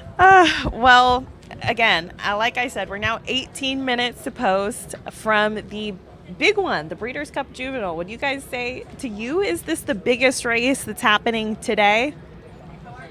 Honestly, I think that's a fair statement. It is. It is fair. I would say expecting you- yes. I was would say waiting- yes. I But was it waiting was for a you to lot of talk about the expectation classic. also to see Lake Victoria. I would say. Okay, yeah. So Lake Victoria, that's obviously a big one. But again, what makes this race so interesting is the Derby, Triple Crown, all of that stuff. Biased. I'm It's so like- biased as like an American, as someone who has seen most of these horses actually run, and knowing that a few of these horses are probably going to be in the Derby next year. Yeah. I love this race. I love this kind of race, and I love when I can look at a form and be like, all right, I know who's coming in first, second, maybe third. Okay. And that's what I think I have. But I don't. Oh, that's a bold. That is a bold Wow, that was cool. How'd you do statement. No, but all right. Going down the road. And I mean, again, I would say Roberto, favorites will dominate this race, I think. Exactly. favorites will dominate this race. Don't look for long shots. I think the favorites will dominate this race. And that's almost how They are very talented horses. So. surface level, when I first look at a race, I almost think, all right, is the favorite just going to roll here, or is there a shot that something else can happen, some craziness can happen? When I was looking at this race, I was like, favorite. All right, yeah, favorite. Yeah, the top 4 horses are the 4 best horses by a long shot in this race, and I couldn't make an argument for anyone underneath them, honestly. Which, okay, Roberto, we want to be able to let you go, continue living your day and your Breeders' Thank Cup you very Friday. much. I feel like he's the one that's now, like, we've all set up a cot and we're just living here on this set the way that Kyle does in the tack room at Saratoga. So you gave us your breakdown of Chancer McPatrick Correct. being your bet in this race. Exacta with Ferocious, number 4. Okay.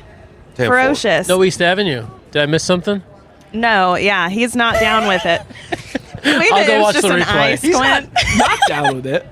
How did my backside look when I jumped down there earlier? I don't know why you're you drinking. did Oh, there's more technical support coming from me right now. I am a mess. So Dan leaves JD's the set helping me. one time. We're ready, don't worry. Oh, wait, have you learned nothing? You have to make them bring the bathroom to you. Well, there Okay? you go. This is what There you go. We're newbies over you here. Right?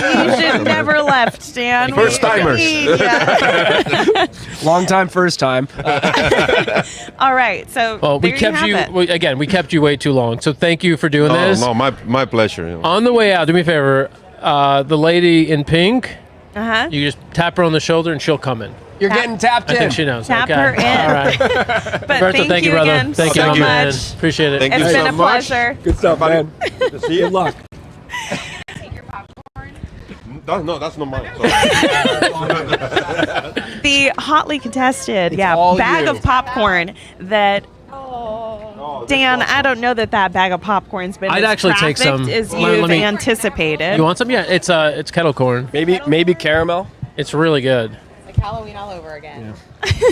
Oh no! Now my Which, Wi-Fi. Lindsay, Here, you gotta grab your mic. coming in, you just got in coast to coast, and you've already been a very busy woman. So, Lindsay Zarniak, you guys, Hi. again, Hello. similar to Griffin, she is a fellow Stake and Stardom owner, again with West Point Thoroughbreds, and we were talking about Sandman's Derby Dream with Griffin Ooh, you and got West a little Point. piece of Sandman too. And No, Oh, but that's different horse. okay. Nope. But I've been super lucky. Jace's Road was like the first. Oh, nice. Oh my God, because ended up running in the Derby, and Parnak was the first horse, and she's going to be sold. Next week. So this is quite an way. adventure, you know. So you've kind of The seen ups and downs of multiple racing. aspects of it, from the Yeah. racing to the sales part of it. I'm going to eat my feelings. everything. It's really I'll take good. some. Parnak. I'm excited to follow the journey and see like where she ends up. You know, I made my peace with it. She's a nice horse. Clearly. We've had some conversation. No, I do think. Look, I love West Point's been so great. I love them. They're so communicative. I was on 2 calls this week, just paying attention to what they were talking about with different horses that they have, and I think it's fascinating. Like you guys know anyway. You think I'm weird, but like so I just love. met. I don't know about that. I know, that's true. Sorry. But so they do this thing Tuesdays at 2, and I think it's okay for me to share this, but if you're part of their, group, you can get on, and they have different trainers that they're talking to that work with them in the syndicates, and they're talking about all things horses, and it was fascinating because they had Shug McGay, he was on, and it's just, you're talking to him, you're hearing what he's saying about the horses they're working with, and I just think it's fascinating. So it was that, and then they did a handicapping call, and I'm like, this is just amazing, right? Anyway, so Parnak, yes, I'm bummed, but it's okay. They're the best and the best. I'll go visit her. West Point's the best and the best. It really is a lot more than just an ownership experience. Again, they make it immersive, and especially for people like you that came in and once didn't know much about the sport. Now I feel like you're so highly educated and well connected to so many different people, and you were getting some more of that education earlier today. Can you tell us about that? You know what? I flew in and it was just, so we had Halloween last night. I flew in this morning. And today I got to the racetrack and just had some meetings and was super excited to just be here and take in this racing. And I think that the one thing that I've seen mostly is that the fashion in the California racing is very different. Don't you think? Really? Oh, yeah. Oh, yeah. Describe it. I'm interested because all that guys do, they throw on a suit, and it's like, that's the end of the day. Right? Yeah, I didn't even do buttons today. No, but because I did. I came here, I showed up at the track, I got myself situated, had a couple meetings, and then I came out here to try to find you guys, and I'm driving through here, and I'm like, everyone, it's like it's a California vibe. It's very cool, but it's kind of a mix. It's like, right? Cali.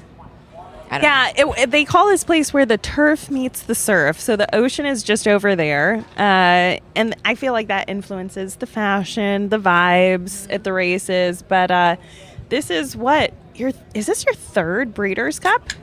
Isn't that crazy? It is. It is. Yeah, you're talking about that first video when we had her the first time with Flightline. No, it was in Keeneland. Oh, yeah. Flightline was Keeneland. And Flightline was amazing because that now that I understand more about it, I can appreciate even more how incredible it was. Do you know what I mean? You need a claw, by the way. Here, this is an unopened Okay. lime. Yes. Do you want Pass lime? me that Thank empty. you, Rach. Is it empty? You got natural That's lime. just You guys are so nice. This is great. Roberto, who hit every race, surprisingly, it's full. I'm not talking for them, but it's not a sponsor. You are sponsored? No. Well, you should I be was completely sponsored by White joking. Claw. No, Dan should be sponsored by White Claw. You should be.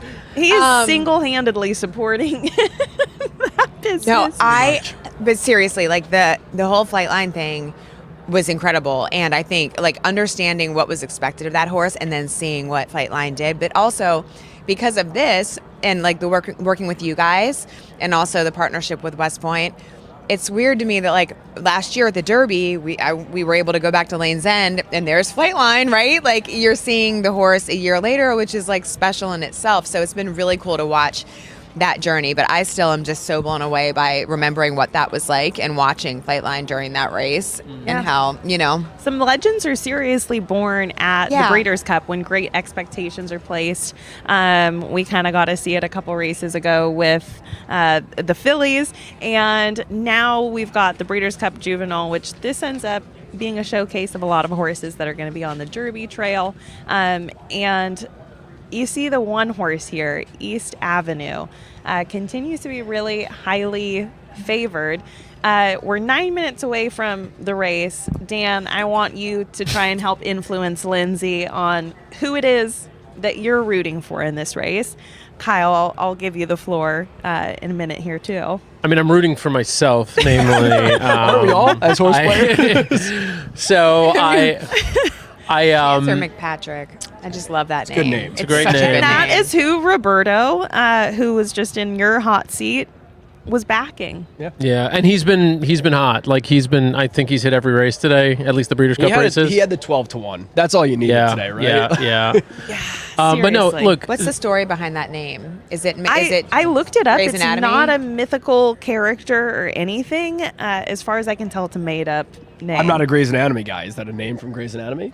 No, and that was such a. I wish I hadn't said that. Chancer. Do you know why I was thinking that? Patrick Dempsey? No, McDreamy. I was Patrick. thinking some people made a coin a phrase that was. No, I'm sure that's not what it is. It probably is some historical figure that I should know that I don't. But I don't know. Let's It's look it horse up. racing. It's okay. Well, so here's what I have looked up. We've got some fun stats, americasbestracing.net. We've got a bunch of different Breeders' Cup prep pieces. And so for this race in particular, our team wrote up this piece where they included some stats. 10 winners in 25 years in this race have been double-digit odds. 7 of those 10 winners at double-digit odds were in Southern California tracks, so Santa Anita or Del Mar.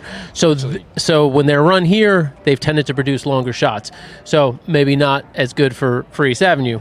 But the previous 24 winners entered off a top 3 finish, and 16 of the 25 and 10 of the last 14 came to the Juvenile off a win. So basically, horses in really good form tend to do really well here. Obviously, it's kind of logical. And 12 of the last 25 had already won a Grade 1 race. So that means that you want to look for horses like East Avenue. Now, another Grade 1 winner who's sort of been the hype horse to me all week. Everyone's telling me they love this horse. They love the way he's working out and whatever. And he is the one Bob Baffert horse. Well, actually, one of two. So the Bob Baffert horse who's taken the most money is number 7 Gaming, who I originally, based on my handicapping, came up with. But the one Baffert horse that people actually have been telling me I should refocus on is the 6 horse Citizen Bull. The workouts have been insane, and the word around is that he's the one who potentially could fire the biggest shot. He's also the one who doesn't need the lead, and so there are a couple in here who will be close to the pace. They'll be battling a little bit, and Citizen Bull could potentially be one who sits just off of them. And you're getting the better price. The 6 horse Citizen Bull, 13-1 currently, compared to the 7 Gaming, who's 9-2, and then you've got the other Baffert Getaway Car, the 2 horse, at 25-1, who finished second to Citizen Bull in the most recent race. It's a tough race. Wow. That is a really tough race. It really is. Because you have, listen, they're going a mile and a 16th. You have 1, 2, 3, I'm looking at like basically 6 or 7 horses that are pretty much speed horses. You know, they're horses who are going to want to be forwardly placed or at least right off of that lead. So how about Ferocious then, who clearly wants to probably sit and run down a target? Well, exactly. Ferocious, apparently, I don't know. The debut, super impressive. You're throwing up a 96 buyer, but the past 2 follow-ups since then haven't been the best. You're finishing second. You're going a mile and a 16th again. I think you need to be a little bit more forwardly placed, a little bit closer to the front, but you're asking for a lot like a horse like Ferocious when you have horses like East Avenue, who's full send from the start, from the get-go, gets the inside post. I think if you're challenging for the lead, you're basically giving up the race. If you're going to try to get the lead over East Avenue from the outside, you've basically given the race to someone else. So maybe that's where a Baffert horse sets up for one of the other Baffert horses. I don't know. I'm just trying to make a point. That's just how I kind the of saw voices on his shoulder are talking to him again. They always are. They always are. Let me give you. Let me throw one other voice at you. We said long shots can win when Breeders' Cup is running California in this particular race. The 3 horse is 70-1. Oh my God. The 3 horse is Hill Road, and someone who I respect greatly when it comes to handicapping 2-year-old races, of course, races based largely when we're making our decisions on pedigree, is Ren Carruthers. And so Ren Carruthers messaged me. She's like, look, this horse probably won't win, but look at the pedigree on this horse. Quality Road, Lemon Drop Kid. There's she let me see, I'll just read the whole breakdown here because she gave me the whole she goes the Pedigeek. Goes turf to dirt with plenty of dirt pedigree. Quality Road out of a half sister to City of Light, who won the dirt mile and is also the sire of Fierceness. So these are dirt horses, and this is a horse who to date has only run on the turf. So look, these people aren't in Ireland, in Ireland. Yeah, I mean, you ship the horse here to run for a reason. This horse should not be 70-1. Is this horse going to win? I have no idea. So why is it 70-1? Just because I think you see a lot of people like me who are looking at the horse and are like, toss. And they also, and most people are going to assume that this is a race that only an American horse can win because, the 2-year-old dirt horses are kind of prepared in a way where this is where they need to be good. Then they need to be good going into, early in the 3-year-old season where they make the Derby and the Triple Crown Trail. Whereas over there, the 2-year-old dirt horses start a little slower. And generally, look, we have better dirt horses. They have better turf horses. That's the bottom line. So, I don't know. I'm going to include that horse in my picks because if I don't, I was reading this Matt Miller book on the flight here, and it was like basically figure out, he referenced another author who said figure out the bet that would make you lose sleep at the end of the day if it came and you didn't have it. So for me, the bet that would make me lose sleep is if this horse, the 3 that Ren At mentioned. 70 to 1. That Ren took the time to text This me. is what's going to make you lose sleep? Yeah. You know which one made me lose sleep? Do you remember the NHC when you told me to bet on something? Oh, God. Remember that? Oh, no. The NHC? No, well, I wasn't in the NHC. like, wait, I was covering trying to get it. a seat. She was in the last chance tournament. It's the last chance. I would gladly She's go do won it the again, NHC by the the way, last if you're 5 looking years. for someone to do it again. And then I talked to Big Game. I was like, I'm going to do it this year. No, I haven't touched it. But I really loved it. It was like so cool. I loved learning about it. And yeah, and there was, I forget what the specifics were, but I had a feeling about one horse. And Dan was like, well, I wouldn't do that. And I didn't do that. Yeah. And then I What do you should have think done happened? that. I know. I'll shut up. But it Your was a thoughts to great, yourself? it was a great lesson. But how fun was that? That's awesome. I mean, those were like, yes, it was the coolest thing. To throw out the longer shots, and a fellow tournament player, an NHC finisher, when Alexa Zepp was on the show earlier, she mentioned the 8 horse, Shin Believe. True. She didn't tell us why. Again, this is another horse. She just mentioned the horse and left. Yeah, she said, that's my, all I bomb got. at the end. I mean, I will say, if you're making the argument of why are they throwing this horse into or bringing him to the States, the horse won one time after being bought for $800,000 in the state, won one time in Japan, and is getting sent here. So yeah, maybe they have a little bit of hope. Shin Believe, we're gonna believe in this horse. Believe, and again, you're putting them against some tough competition. Yeah, it is, and it circles back to again the Japanese trying to really tap into being a part of the Kentucky Derby. So this is all part of, a plan to get there. Who knows if this is the end all be all or just a step in that process for them, bringing this horse over and seeing how he does in the States. But again, I still personally really like the 10, Chancer McPatrick. This horse is a closer. I believe that this track usually favors a bit more of the speed. For sure, but you never know, especially when you have all the horses with speed are kind of on the inside. So when you get those horses with speed and they're all kind of dueling each other, it usually sets up for a horse like Chancer McPatrick. I like Chancer too. Chancer's my pick. 3 to 1. The horses are going into the gate. Did you tell Lindsay she's calling this race? Yeah, Lindsay, you're you're calling this race, so you're gonna have to watch it. Open it up, race 9. I'll Make try the call. to lay it. No, you got it. Come on. All right, how about this? You have You popcorn. do it. I'll do color. I'll do All right, popcorn color. And you get a All right, listen. well, I'll give you the winning pick right now. East I said that Avenue, part. I will say the 8 to 5. I honestly, this is going to sound opposite. I wish it was a little lower. I wish it was more like 6 to 5 or even money would give me a little bit more confidence. That being said, I still think East Avenue wins. I do think Chancer McPatrick comes up, closes, passes Ferocious, that horse that's going in the gate now. So give me. I want to say this. I did make a late bet, but go ahead. 110 over 4-5 for the trifecta. Okay, so pretty much straight. You kind of had a similar thought. I also did a try key box with the 4 Ferocious. I think Ferocious hits the board. All right, let's get it. Here we go. They are about all in line. Number 10 is getting into the gate. Larry Colmus is making the call, and they are off.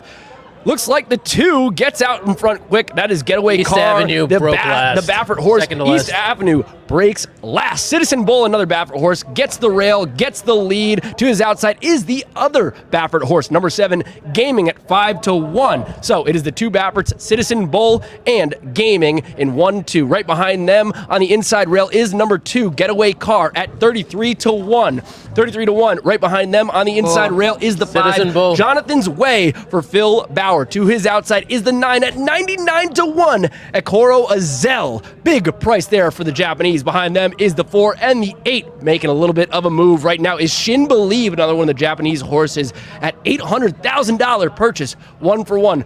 All the way in the back is number 3, Hill Road. Separated about 7 lengths between the leader. The 6, the 7, the 9, and the 2 are the front runners right now, and the 6 is sitting chilly. 47 and 4 for the half mile.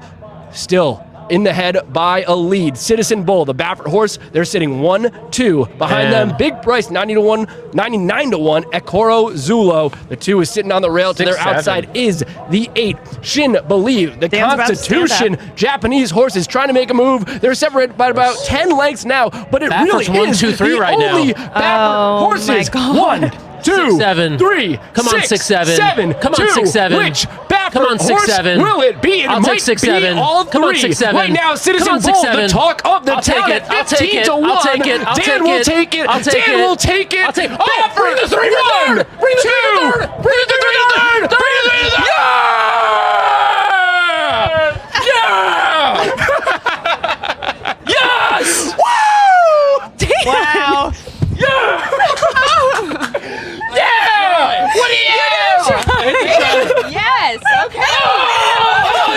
Holy shit, dude! Wait, holy shit, dude! No one's talking about this. No one's talking about this. He hit the try. It's a 15 to 1 over, a 7 to 1 over. A wait for it. Wait for it. Wait for it. 60 to 1 horse in 3rd. Oh my god. Oh my god. What? Was that Ren's horse? Ren, I love you. Oh my god, you just did the perfect like sell of that story and then it delivered. And then that was like unbelievable. If you hadn't done All right, that, I'm gonna put her on speaker now. oh my god, if you had not done Hold on. What just happened? oh my god, Hill Road. Oh, Hill Road. That's amazing. I was so excited for Baffert to go 1, 2, 3, and then I hear, "Where's the 3? Where's the 3?" Oh my god! And this Ren, Yes. you're live with us on the air. Oh my gosh, I can't hear you. Hold on a second. Let me. Ren, Yes. you remember you told me about Hill Road? Yeah, do it better. Dude! I hit the try. Yeah. Okay. Hey, downtown Bay. All right. Oh my God, Ren, You owe what? me something of some kind. I don't know what yet. It doesn't Oh, have to be monetary. I How owe about a you. hug? I owe you my life.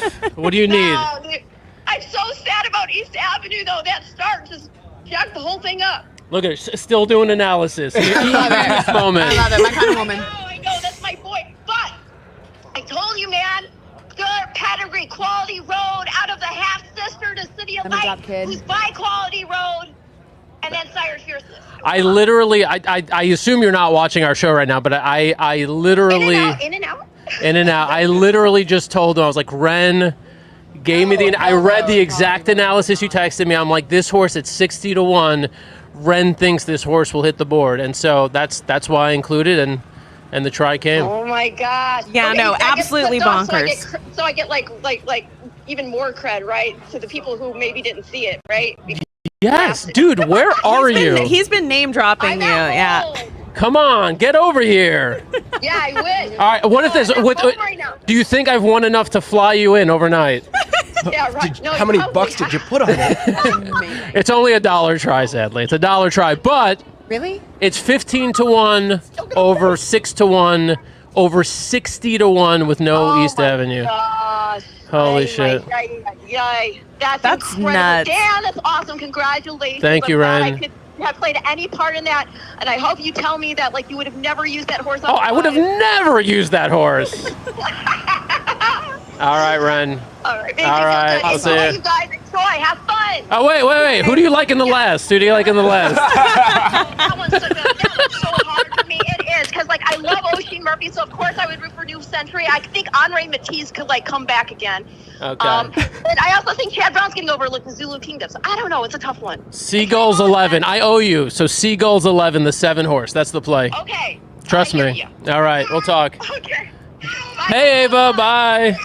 That was so wild. That was. Yeah, that's in lifetime. Lindsay was just posted up eating popcorn, Like, watching I'm glad I got that whole Dan. thing on video. Holy They didn't pan shit, the camera dude. fast enough, but Dan actually did a backflip, full tuck. It was clean. Look it at was this clean. situation. Also- JD's going to kill me when he sees this, by the Also, way. I love.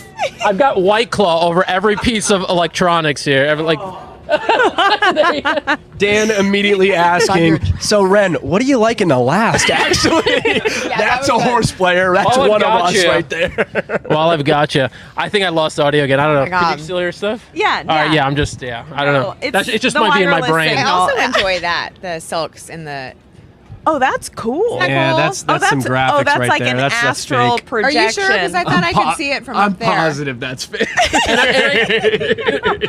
I also told Unfortunately. Didn't I see it from up there? Or am I This just White Claw is hitting Lindsay real good. No, the dirt surface. They've projected the winning silks down onto the right. track. No, that must have been a TV I was watching again. I'm sorry. It's okay. You guys, I've been up for a very long time. Oh my gosh, I can't even imagine. We're all locked in.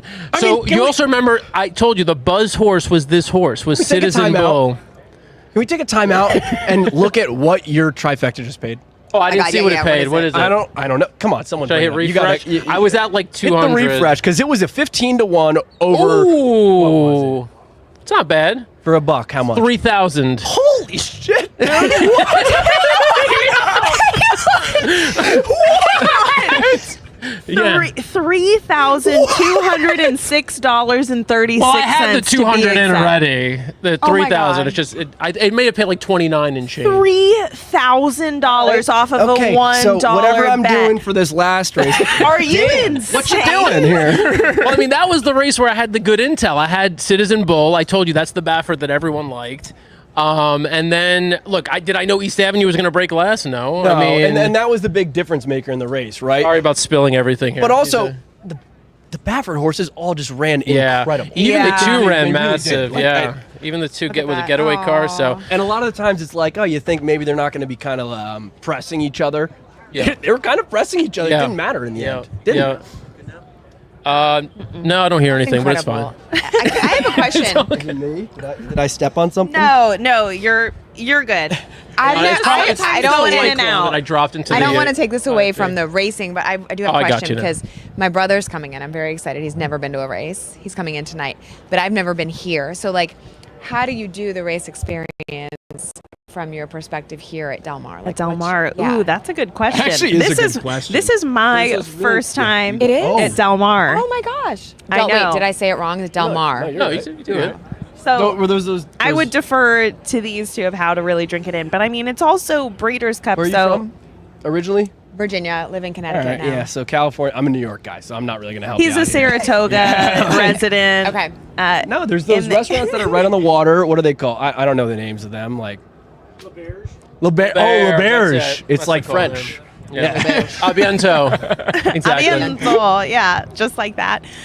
We're giving you terrible advice. But as far as being at the races, yeah. my advice, doesn't matter what racetrack it's hosted at, for any big race day, especially Breeders' Cup, go out and walk around in the crowd. See who you see, wander around outside the paddock, because it really is an international melting pot. There's people from everywhere. You're going to hear Irish accents, Australian accents, and you really don't get that at the Kentucky Derby or any of the Triple Crown races. This is a place where you can meet people from all over the world. It's really cool. And you're going to run into familiar faces that you've seen because, again, this is such a racing weekend that's focused on people that are really into the sport.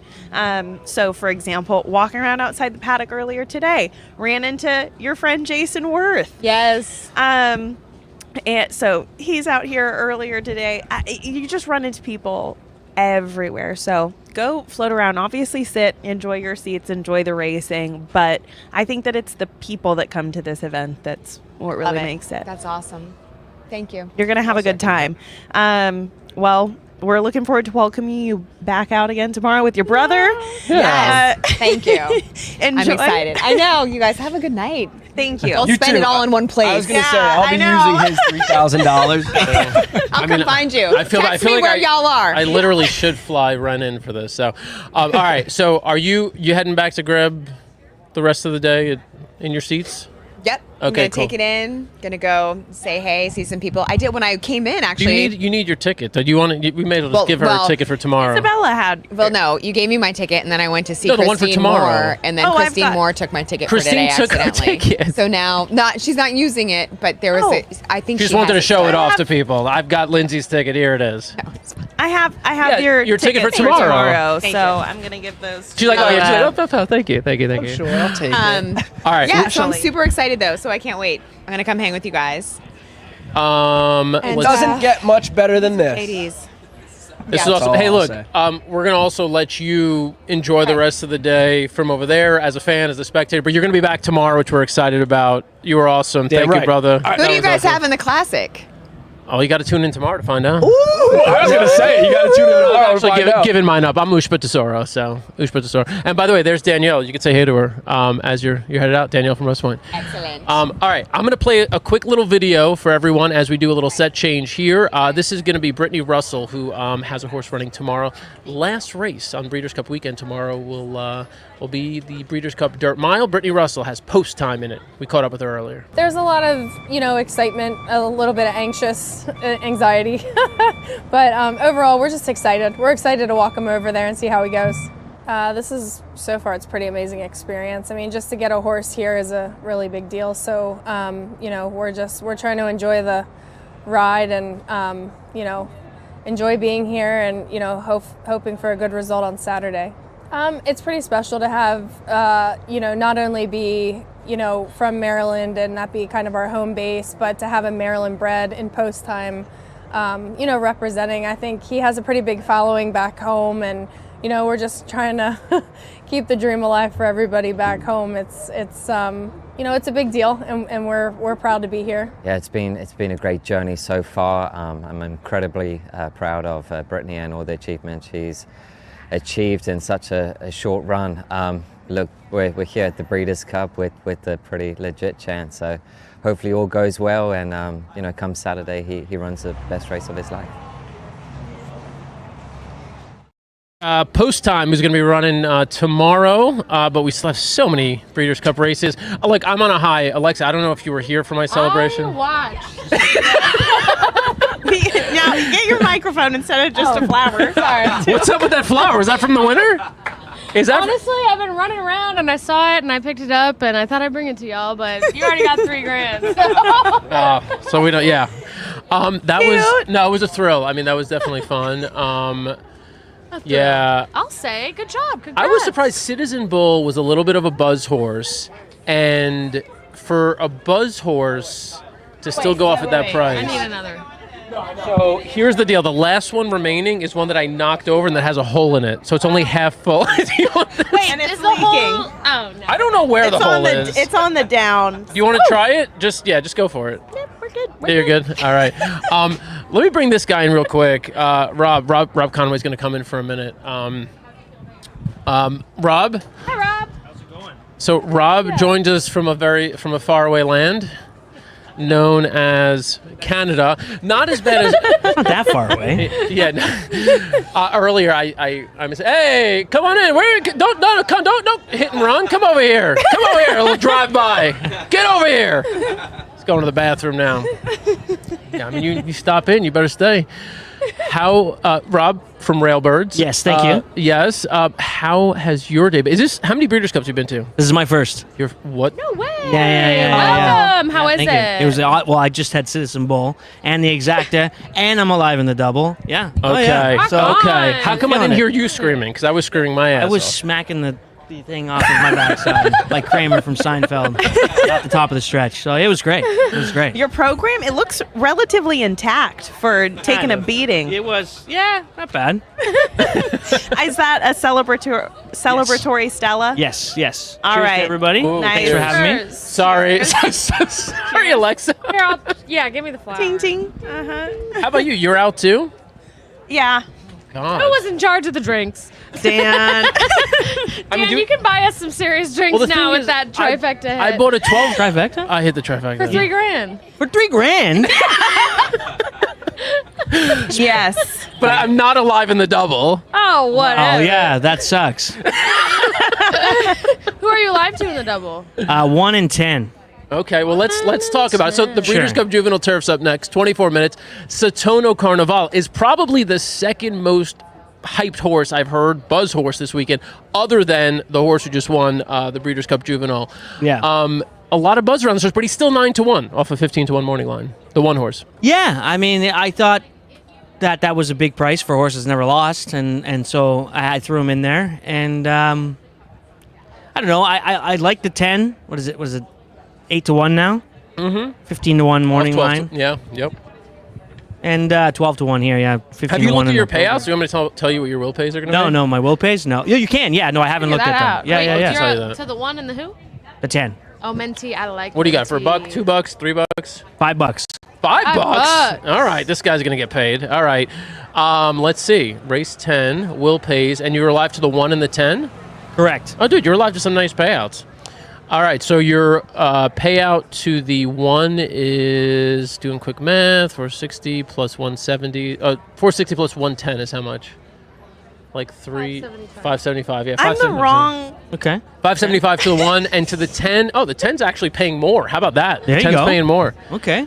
The 10 is paying 560 plus 140. Was that 700? Don't say this too loud. My friend 700. Nathan, who I'm Yeah, here yeah. with, will be hearing all this going, it sounds like dinner's on you.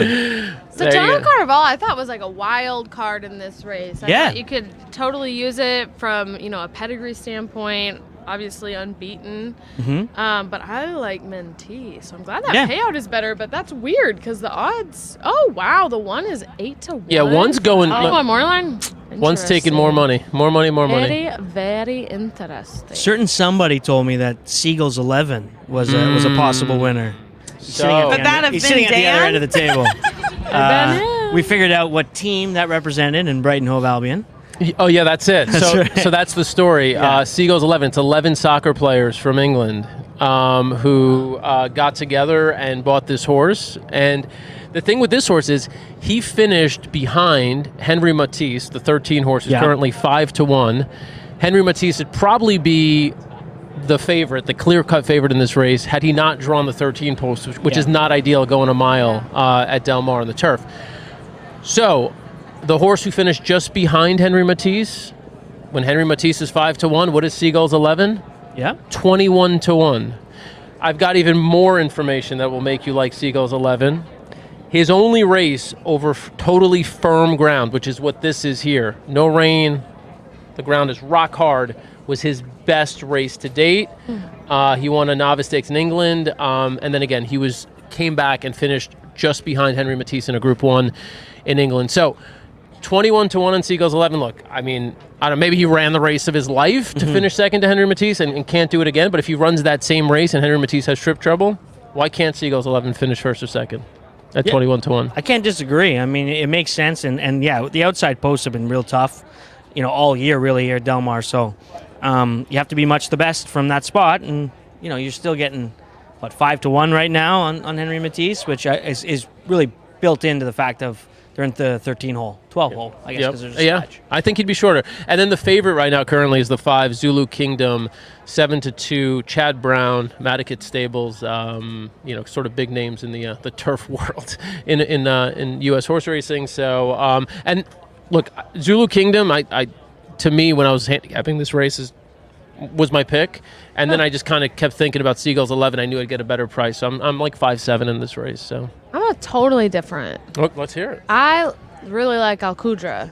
Okay, I like that. All over Alcudra. So Alcudra New Century, who's the 11 in here, I've just been duking it out the last few starts, and I know I didn't bring this up ahead of time, so we might not have that replay, but they were really bumping down the stretch and a really, really wide trip down the stretch, and Alcudra just looked like so good in that race, so good in that race.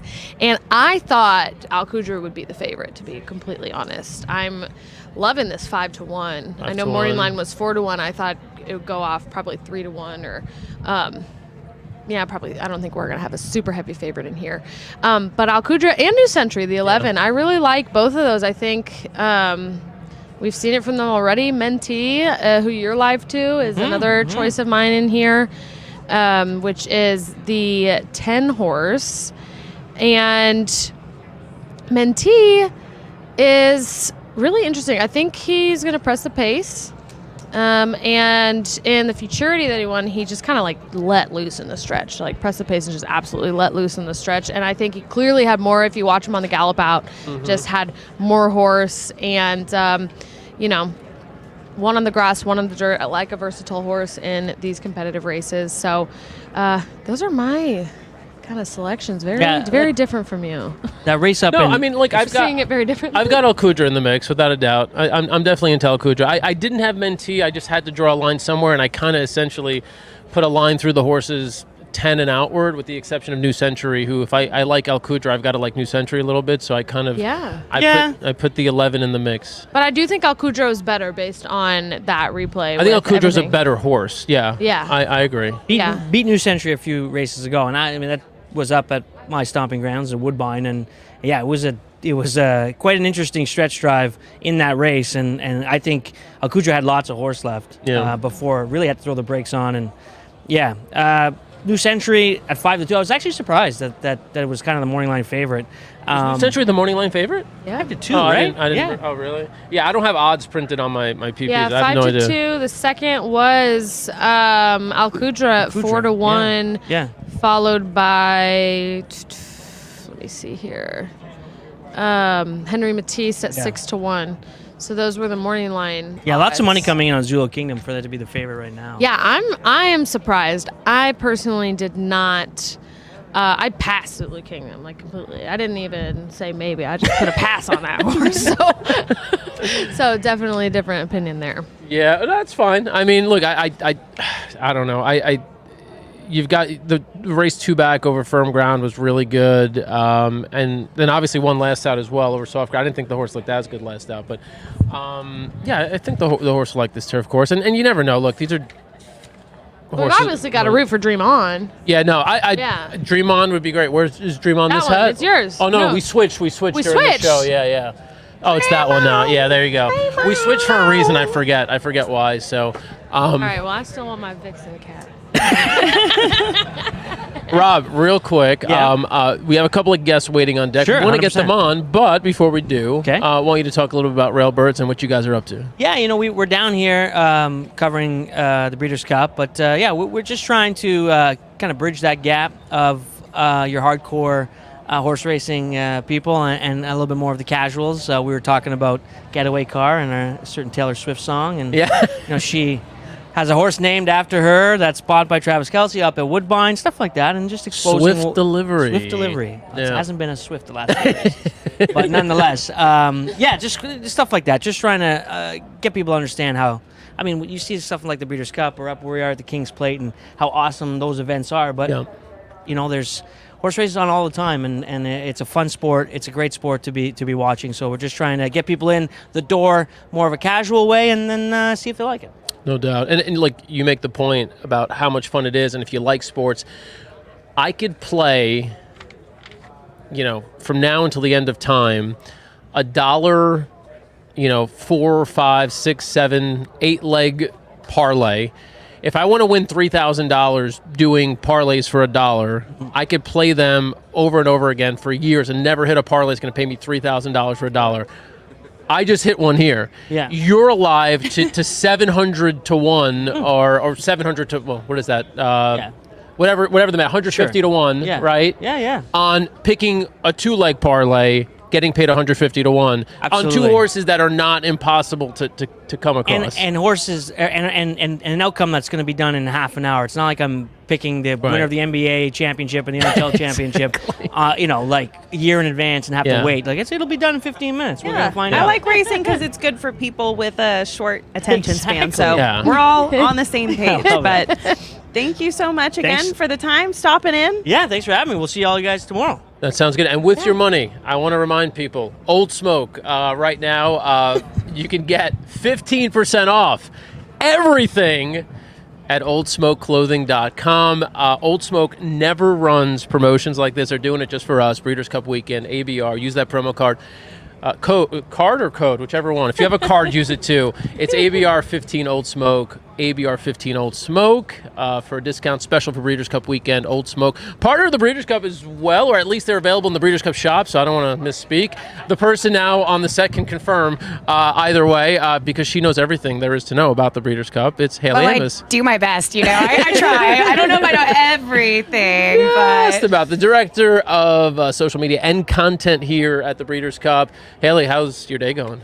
It's been going. I mean, I've been out here for about 2 weeks, and so today is just business as usual. I think we've got a wonderful team that I work with, and like I wouldn't be able to do what I do without them. So we've been on the backside every morning. We've been on the front side in the afternoons, covering all the festival events and everything. And it's just, we really want the people who aren't able to come to the Breeders' Cup to feel like they're still experiencing it through our social media channels. So hopefully that's the feedback we receive.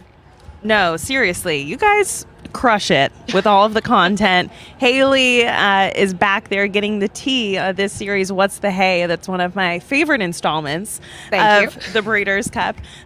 So rapid fire, I guess, which of the horses have gotten the most media attention, either from the social media crew or media as a whole? So I'm going to give you two. Obviously, Forever Young, the international horse, everyone really wants to see him, is excited to see his return to the States. So that one's just getting that natural media attention. But for the social media team, we've fallen in love with Post Time. He is the quirkiest we just horse. showed a video of Post Time. Yes, he's so funny. I mean, I had this vision for this TikTok I wanted to do, and I went on the backside and I was like, I don't know who will do this. And I saw him and he was rolling. And I was like, done, sold. Thinking he's going to do it. And after that, he just has this personality when you see him on the track. He knows he's cool. It's so fun to watch. So. No, he does have a really big personality, and it is the kind of horse that you need as a social media star. And even when his exercise rider is on, you know, he's doing things. I was taking a video of him because I thought, oh, this is a sweet moment of, you know,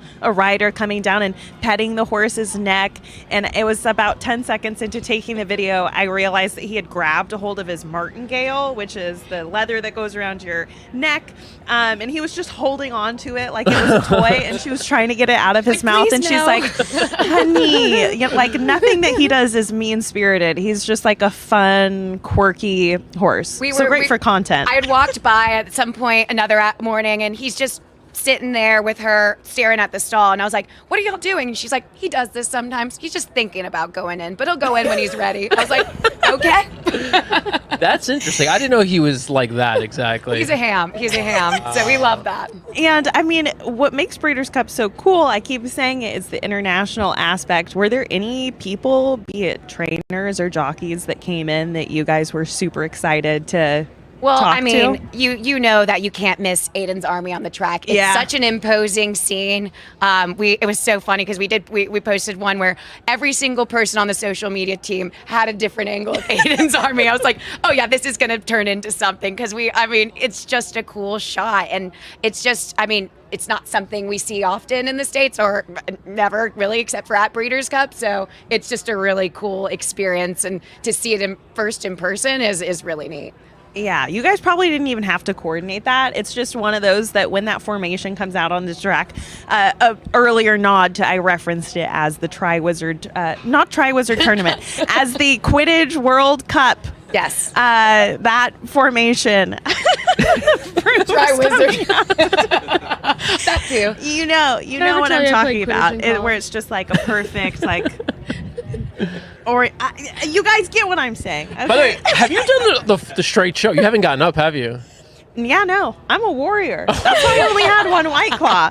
Have you not gone to the bathroom either? Nothing? No. She is a warrior, 100%. 3 hours? You've been here in this spot? The things that we do on these big race weekends. Haley is always one of these people, too, that despite being everywhere on the grounds, always will have a pair of heels on without fail. That's absolutely. I'm like, how many miles a day have you been putting in? What do you think it'll be today? Pull out the phone. It's a low, as I say, it's a low day when it's under 10,000. I can definitely tell you that. So let me see. Well, no, 10,000 miles. Oh, you know that song, I Will Walk. Anyway, actually, it's a low day. I'm at 10,200 steps, which is not miles. That's about 5-ish miles. I'm not sure. 2,500 steps, I think, is a mile. So see, this is just what we do as women in racing. Yes, no, always I bring in a heels, pair though. of tennis shoes. I put heels on out there, and then whenever I had to run over here, I put the tennis shoes on. Well, it's incredible. My first year doing Breeders' Cup, like, oh, you're in heels. That'll change. No, it doesn't. I've got a good brand. It's called Lifestride, and I always wear them every year. So you'll see Band-Aids on my toes, but it's I'm in the heels. They got to sponsor you. you, honestly. For real. At this point. You heard it here first, Life Stride. So, is there any upcoming stuff, I guess, tomorrow at Breeders' Cup for attendees or fans that are watching at home to keep in mind? Is there any? Well, I mean, tomorrow is Championship Saturday, so you're going to see a lot of exciting horses running. Obviously, Torpedo Anna in the distaff, that's one we're all very excited to see. She nearly took it to them in Saratoga to the boys, and that was cool. Brought back some reminiscence of Zenyatta. So I'm excited to see her run. And she's like the closest thing we have to a super, like a bona fide superstar that we could say is kind of transcends a little bit, right? That she kind of breaks through. Absolutely. I mean, I think she's got fans that, extend a little bit further than your average horse racing fan. And I think that's what gets people invested in horse racing. So. Yep. Yeah, no, and go ahead. You mentioned some other big story. Obviously, the classic field is insane, right? It's incredible. I mean, it's so good. We're excited to see Fierceness. He won the Breeders' Cup Juvenile last year, so we always have a special place in our heart for Breeders' Cup alumni and Breeders' Cup champions. So to see him running in the classic, it would be great to see him pull off a win 2 years in a row. Yep. Now, in addition to, Haley knowing all things Breeders' Cup, you're in the barns so much, and you know a lot of trainers, a lot of people that are working hands-on with the horses. We're 7 minutes away from the juvenile turf. Is there any hot tips or insider scoops? Hot tips. Okay, let me think. I can't give away all my secrets, but I did get a chance to chat with Rachel King. She's the jockey on, actually in this race, Satona Carnival, I think. And taking money at 9-1 off that 20-1 morning line. Alexa's not. Well, and it's just, she's impressive at the fact that she chose to come to the Breeders' Cup versus where she's based out of. It's exciting to have her here. I got to chat with her. We did a what's the hay on that, so I got all the hay. And I'm excited to see her perform her ride today in the race and see what happens. More breaking news. We've broken lots of news here today, most of it completely insignificant. But this piece of news is important, and that is that Rachel King will be joining us live at the top of our show tomorrow. So awesome. Maybe it'll be a sort of winning, post-race Celebration? celebratory interview, or, maybe she could tell us about, what it was like. How much she hated losing. Look, and my dad is a true Ricky Bobby guy. If you're not first, you're last. Exactly. We live by those words. Yeah. So. Well, she's, at least like you said, I think she has done a great job of making herself available this week and really growing her own sort of her star status in this sport globally by being everywhere this week. So she's been wonderful. Yes, she's a great ambassador for the sport, and we're happy to have her here. That's awesome. All right, look, there's a couple of minutes left to race 10, which is the Breeders' Cup Juvenile Turf. We're going to let you get back to work because I know you probably still have way more to do. I appreciate it. Thank y'all for having me. I'm going to go sprint my way back to the other side. So, all right. Haley Amos, thank you so much for joining us. We appreciate you. We love you. And this is going to sound, I'm going to sound like so old, but I've seen you grow. You were I remember you, I'm going to say you heard it here first. Dan helped me start my first social media in the horse racing career, and we did the Serengeti series. That's right. Yeah. I remember it vividly. So I was with you guys, so y'all have a special place in my heart too. So best. You're the best. All right. All right. Good luck the rest of the day tomorrow. Haley. Everything looks great. I appreciate it. Thanks, Haley. All right. Haley Amos there with the Breeders' Cup. All right, so 5 minutes to post. Breeders' Cup Juvenile Turf. Alexa. You're putting in some bets. Oh, you're putting in bets. All right, so Alexa's distracted. Danielle, come on in. Yeah, come on in. Yeah, I know you're early. Oh, you want to wait? Oh, you can wait. Yeah, it's all right. You wait. can sit in the golf cart, though. You don't have to stand in your heels. Yeah, sit in the golf cart. You got. Yeah. Chill. You're Unless good. you want to come call this race because we need a race caller. Which, Alexa, it was actually bonkers. Kyle, he must practice that. He's good. He can call a race. The man can call a race. I've heard it. I know. He was quoting sale prices in the middle of his race calls. He really was. He's like, this horse sold for $800,000. He's moving up the rail. It was impressive. Okay, I'll let you get into it. It's tough to follow. Boys, where are we eating tonight? Oh, I know. I know. That's why I asked. Danielle, if you're just joining, we got lucky in the last race. Dan, Dan got $3,000 left. It was like on a dollar trifecta, yeah. A dollar trifecta that had a 70 to 1.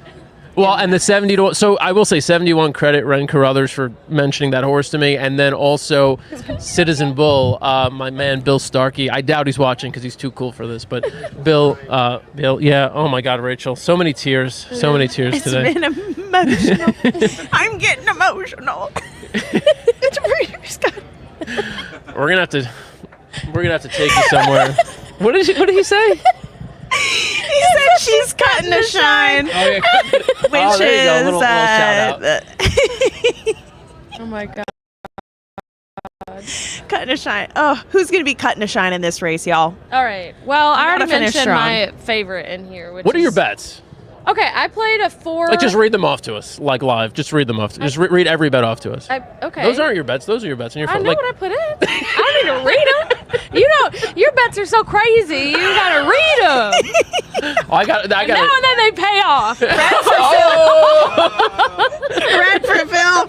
Oh, All God. right, no dinner for you. She's not coming. She's not coming. Fired. Okay, I played a 4 over 10-11 exacta, and I also played a 10-4 exacta. Okay, so 4 is Alcudra. Alcudra over New Century and Mentee, and then I put Mentee over Alcudra as well. Okay, you don't think New Century can win this race? You don't have New I Century? do. I just prefer Alcudra, and I didn't want to box it because of the odds of the 3 horses. Okay. Yeah. That's fair. I mean, I feel like I have to back Mentee. One of my good friends is involved in the team there with Rapoli, and she loves this horse. Mentee, when he was younger, had was it an illness or an injury? Essentially, he was out for a little bit, and she was there with him, nourishing him back to health. Really? Mm-hmm. Wow. So it's great to see him back and in top form and running at the highest level as you can as a 2-year-old. And it's always fun to see these American horses, go out there, hold their own in the turf races. So my patriotic Dan's shirt got to me, and I'm going to back a true American horse in this race. Hey, I need one. I got one of their old ones that doesn't have the flag. That's some old smoke. That's some old smoke up in my closet. Some of that original. That old, yeah. And speaking of, 15% off, as you know, if you go to Old Smoke Clothing. Kurt doesn't pay you enough for this. Greg put it up. ABR 15 Old Smoke is the promo code. They never do this, you guys. They've never done this. This is simply too good. It's too Too good to be true. It's only through this weekend. It ends Sunday night. I actually asked, I was like, is it midnight, 11:59? What time? Because I want to be clear with the people. They're like, just tell them all weekend. No, we're not specifying. But to be All safe, weekend. 11:58. Yeah. Oh, there are some people in the chat who are like, these people, they're not serious. It's post time. They're going into the gate. Oh, shit. I'm going to call it. All right, Alexa's calling this. You want this program? You good? Okay, good. All right. Yeah. All right, I'm all in on, who am I all in on? 5-7, 7-5, 5-7. So, Seagulls 11, my big play. Man, good luck. I don't see Hang it. on. Who's running out? What's your best? I know it's named after a soccer team, but Yeah, the you 7. got a good seagull call? 7, Seagulls 11. I got to put some more money on this horse.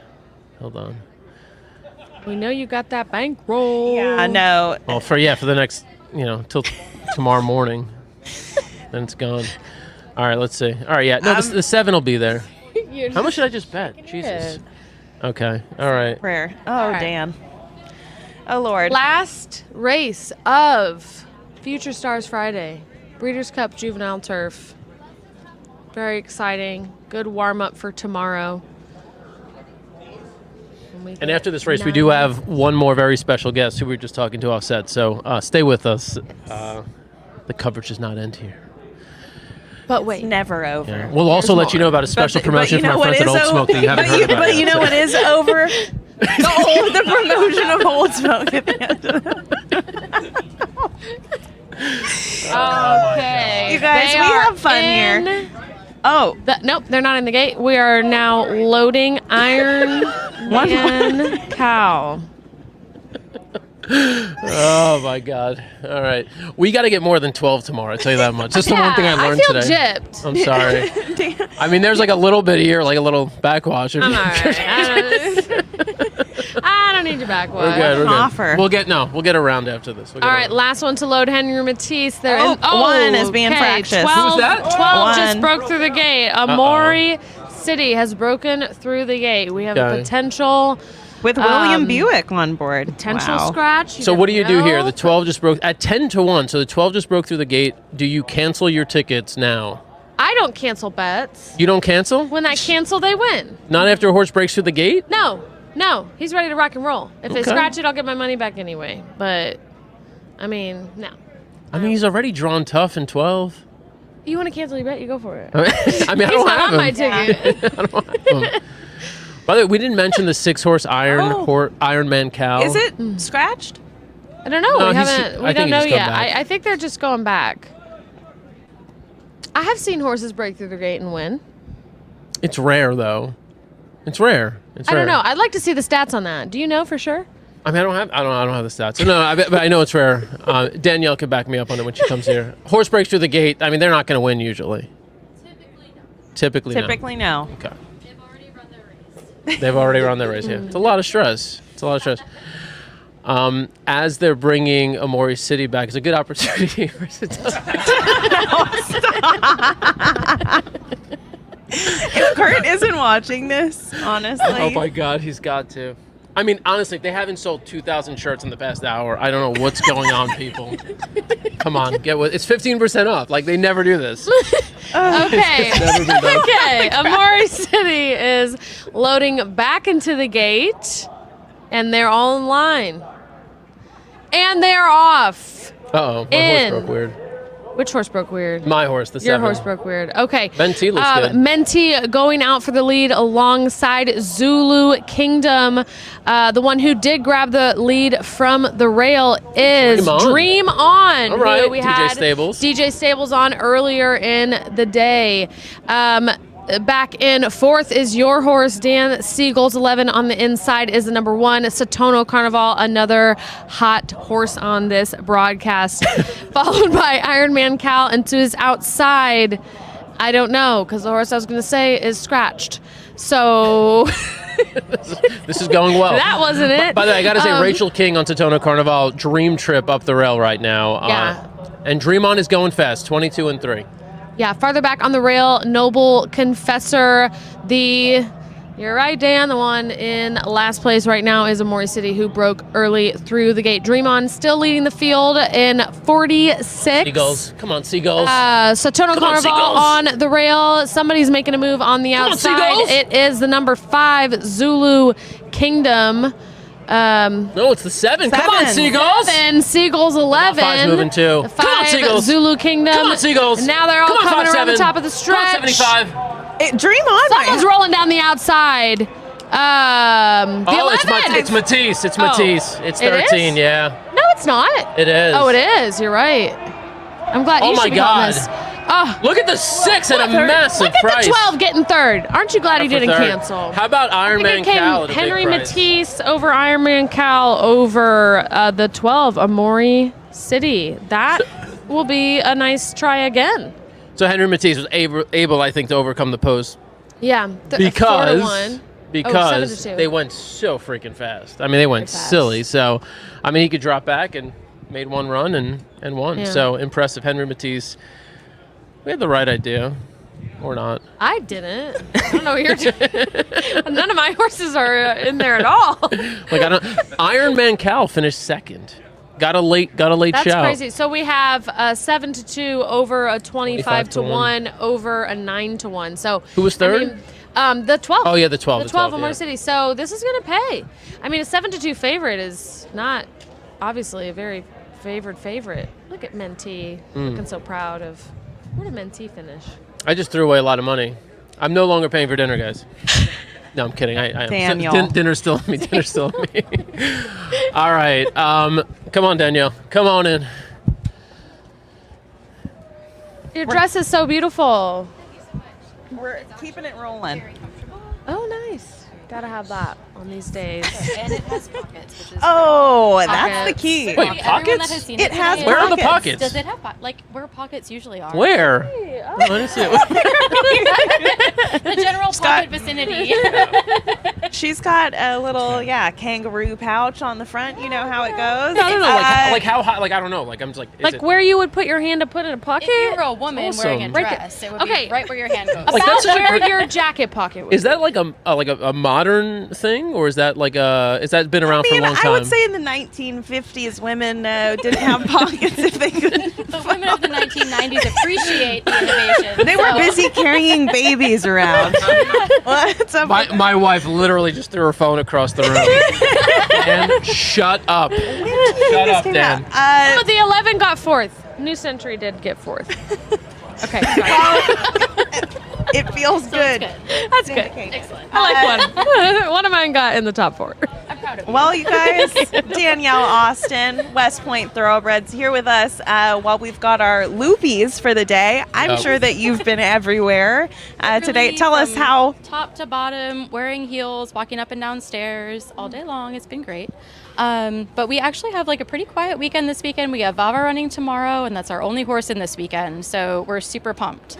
We had Griffin and Lindsay on earlier. Yes, Griffin awesome. was talking up Sandman, of course. Of course. How is he doing? How's all of our little stake and stardom horses They doing? are doing very well. So when I was thinking about coming on and describing the Stake and Stardom program, initially I was like, well, we tried to do our best to give like a diverse portfolio to the influencers. And I was like, wait, they're all 2-year-old colts. So as diverse as that could be, they're at least trained by different people. So Griffin Sandman is trained by Mark Cassie. He is doing very well. He's on the Derby Trail this year. I think at last check, he was 10th on the leaderboard with 4 points. So at this point, he's doing good. He's there. Yeah. Yes. Yeah. It's early. I mean, Griffin's hype. Wait, I'm Griffin's sorry. hype. We need There to is an pause just inquiry. for a We second should say because there this. is an inquiry Yeah. for fourth place between Dream On and. I was like, for first? Wait a minute. So it's possible Alexa will be knocked out of the top But it's 4. also possible that DJ Stables Will could be make moved the up to fourth, Superfecto, which which would be honestly nice. at this point I'm rooting more for him. And other horse got third earlier. Nitrogen. Yep. No. Yeah. 45 to 1 odds. So a pretty take that. good day. I mean, these, you think about it, these are really tough fields, and the prize pools are obviously insane, millions of dollars. So they're really hoping for this takedown here. Yeah, it would be- that's a huge payout. It would be huge for them, and Yeah. and also Dream On, good price too. I mean, if you're alive to the Super with Dream On in your ticket, you obviously want this horse to move up. 46 to 1 odds on Dream On versus 5 to 2 or something, or 7 to 2. 9 to 2 on New Century. So that's gonna drastically change the payout of the Superfecta. So if you're watching this show and you're trying to figure out what's going on in the last Breeders' Cup race of the day, it's the Breeders' Cup Juvenile Turf. The horses crossed the line with 13 Henry Matisse in first, 6 Ironman Cal second, the 12 Amori City, who I knew was going to hit the board, third. And then there is an inquiry now between New Century, who crossed fourth, I'm trying to see where, because they're showing us the aerial view right now. And I'm not sure. Looks like it's around the turn. Do you see that jockey that nearly goes and kind of slides? Is it here? Is it that move? Between horses, yeah. What is that You're all going to about? see Crowding this a jockey 3 that's right between there. horses. Was that the 12? You're going to see him almost come. Oh, that's interesting. I'm not I have quite no sure. dog in this fight, but I'm on your team. All right, thank you, girl. Thank you, girl. Yes. We love to see it. I mean, you know how stressful that is from a ownership standpoint whenever Totally. there's an inquiry. I mean, I know Especially that the on, like, the sports Breeders' Cup bettors stage. In a race this big, Yes. yeah. So you mentioned Vava.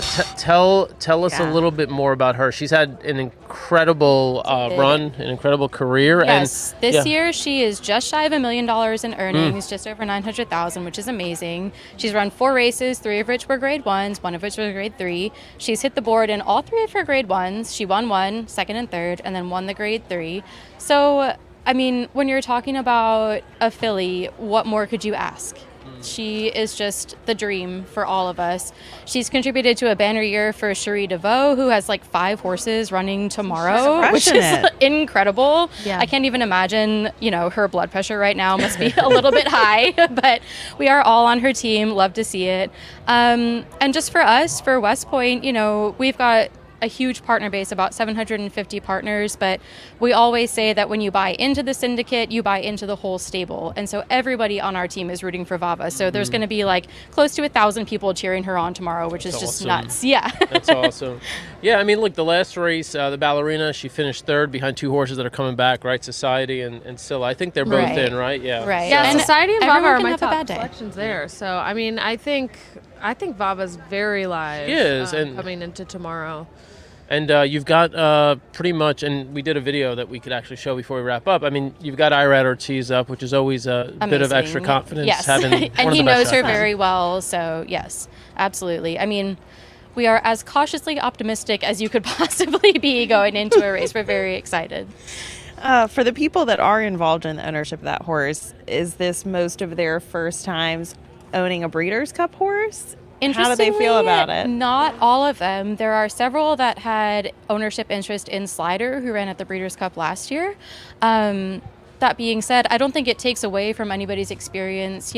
It's different year to year. So races are different, the horses are different, and I think that anybody that has a horse in the Breeders' Cup is just as pumped, whether it's your first time or your 5th or 10th time. So truly. It's never a bad weekend to be No. involved in, No. on any Exactly. level. Exactly. I mean, the cool thing about this is like, everyone knows the Kentucky Derby, right? Like the Kentucky Derby. At the end of the day, though, there's only 20 horses that are going to get to the Kentucky Derby, and it's only when they're 3 years old. Right. The Breeders' Cup is cool because it's actually, I mean, I would think from owner's perspective, it's a more realistic target. I mean, it's still difficult, more of a but it's moving more target, yeah. maybe, but there's more opportunity to get there in some capacity. So Yeah. Speaking of moving, Alexa is unable to sit still I'm sorry. at this I'm moment. just like so involved. So I'm getting, as they're showing more slow-mo about this. So I believe it was Al Qudra who went to their knees. Oh, really? Yeah. Which is Al Qudra who what was my top pick? So is that so they're looking to see if it was so 11 and 2 or just the 2? I don't Or the totally understand the inquiry between the 11 and the 2 because it looks like Oh, there it is. Okay, so that's so the Al 4 Qudra's moving, moving yeah. up, and then this horse kind of comes in. That's the 2 and then- though, isn't it? Or is that the 11? I'm not sure, but Al Qudra goes and the jockey almost falls off. Like it. Yeah, that wasn't has great. to just hang oh, on. oh wow, that's Yeah, bad. see how that's he's really bad. Yeah, Yeah, so, that's a. But I guess the question is, what was there? I don't think anyone. I guess he came in a little bit, but I don't think he totally. I don't know. This is interesting. This is a tough one for the stewards. It's a tough one for the stewards because I don't think anybody in front of him acted unsafely to block a path. You know what I mean? Yeah, no, it's definitely not intentional. wasn't- I think he almost ran. I Now, mean, Al I mean, the Qudra horse. did not the, have a very clear path. I think that was a risky shot to yeah, take yeah. to The, try to horse. make it through the horse that. did come out a little. Yeah, that's it. The horse was Like trying there to go. wasn't yeah, really yeah, a yeah, clear yeah, path yeah, for yeah. him to take. So That's not anything. I don't know. What do you think, Danielle? I mean, you've seen a million of these. I mean, no one ever wants my tips or handicapping analysis because it's terrible every time. However, I think I feel for the stewards because it's the Breeders' Cup and you have to be extra scrutinizing in your calls for this and making sure that there's no way around your decision. To me, it looks terrifying where the jock almost falls. Yeah. But Who was on the horse? Who was the jockey? Is it James Doyle? Or Yes, James Doyle and Charlie Appleby is the trainer of that Yeah. horse. I don't think this warrants a takedown, though. Yeah, there's certainly no like. Nobody. I mean, whoever was that horse in front on the outside that came in did not come in nearly but half of the lane, and It's kind of like who's responsible when you're driving, right? Like you can't if you run into someone, the person behind is the one who's responsible, right? I mean, the person in the front who gets run into doesn't, you know. kind of weird. It looks like he almost trips on Like his a bad own step, afterwards. totally. Yeah, like it doesn't look like the trip happened right when the path was shut off. So I don't know. Anyway, sorry. Anyway, sorry. no, I was just really engrossed in this moment. Yeah, I was like, yes. not trying to be rude. No, not at all. Yeah, exactly. We're wrapping up the day here. We thought everything was going to be cool and kosher, and here we are waiting on an inquiry. So waiting it out, biting our nails. So what's the rest of the day look like for you? How do you prepare and get ready for Saturday? So we sleep. Like ASAP, ideally. We get here early tomorrow, make sure all the partners are taken care of. Since our race did get moved up to the first Breeders' Cup race of the day, it's a little bit earlier than we had planned on, noon post time. So what we're looking at right now is just trying to figure out how to get everyone where we need them to be during like the opening ceremonies for the Breeders' Cup races, get them to the entry point for the paddock, and just funneling everybody in as best as we can. We only have about 10 people we need to bring in tomorrow, which for us is like a dream. I'm like, phew, it's going to be so easy. Yes, Yeah. exactly. Yeah. So, but it'll be great. And I know we have Lindsay, Griffin, I think Alex. And Heather all coming tomorrow. Yes. And Heather, I would love to give a shout out to because she's been the greatest trooper out of the Stake and Stardom influencer crew this year. Absolutely Hot has not made a start yet, but he's working away. And when I misspoke earlier, Dale Romans does train Absolutely Hot. Okay. So he's got one on the roster by Promises Fulfilled. And we're just working away and aiming towards Thanksgiving, which hopefully will work out for Heather, actually being able to be there in person. Nice. So sometimes, things work out the way they're supposed to, but she's just been sort of like, It's unpredictable with the 2-year-olds. You don't know Yeah. how or when they're going to come along. Exactly. But Makes still. Sandman's run pretty impressive. And I know he's a pricey horse, but still, you never know, right? Right, I mean, you never as know. did Castle Run, who's also Yeah. trained by Cherie in his debut. And I know Alex was able to be there, like in the rain at Churchill Downs, which was not an ideal situation, but glad that he came. So it's been an exciting group overall for us, I think, and hopefully the influencers feel the same. I know Griffin does. Yes. Thank God. That is his like equine son. Me too. Yes. Truly. Let's update the people watching, I waiting believe for the it was result. left. Yeah, I believe it was everything's left up. stayed as is. So the 13 did win. Henry Matisse, that was not in question. Did Jose Ortiz place? Jose Ortiz was on Dream On, so he did not place. He ended up finishing 5th. So the order of finish was 13. Henry Matisse on top. There's no way I'm going to remember the entire order of finish, but it was 13. I can remember the numbers probably. 13, 6, 12, 11, 2. There you go. Thank you. Trust Alexa to I got remember. Exactly. It's been a long day. Is the breakdown. Trust and believe. Trust and believe. Yes. All right, so we've covered all 5 Breeders' Cup races today. We have 9 more Breeders' Cup races today, so we thought this was the perfect segue to tomorrow because Vava runs in the first. Yeah, exactly. Yes. Please no. Yeah, no more today. Vava runs in the first race tomorrow, which will be race 4. The time is noon Pacific, 3 o'clock Eastern. It is the Breeders' Cup Filly and Mare Sprint. And so we'll all be watching and hoping for a good result. Cross all appendages that can be crossed tomorrow. Yes, and if anything, put your hands in your pocket if you don't know what to do. Yeah. When in doubt, you can find your the hand in the pockets. dress pocket. Yes, exactly. Figure out where pockets Don't are. ask Dan where the dress pockets are, but we can tell you. I'm learning. I'm learning. All right, so I think we should call it. Are you ready to call it? I think that does it. Thanks for joining all of us here at the Thanks for having me. Inside the Rail today at Breeders' Cup. And we'll be back again tomorrow. Alexa will be back. We'll have a ton more other guests. What time, We'll Dan? make more money. 11:30 Pacific, 2:30 Eastern. All right, guys. There it is. Thanks for joining us. See you next time. Bye. Tomorrow. Bye. It's America's original sport, and no one covers it better than americasbestracing.net. From the sport to the lifestyle, the best races, horses, and destination venues, cocktails, gambling, fashion, and more. americasbestracing.net is a sport for you.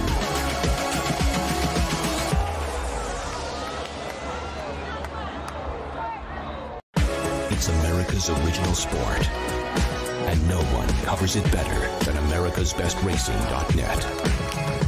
From the sport to the lifestyle, the best races, horses, and destination venues, cocktails, gambling, fashion, and more. americasbestracing.net is a sport for you.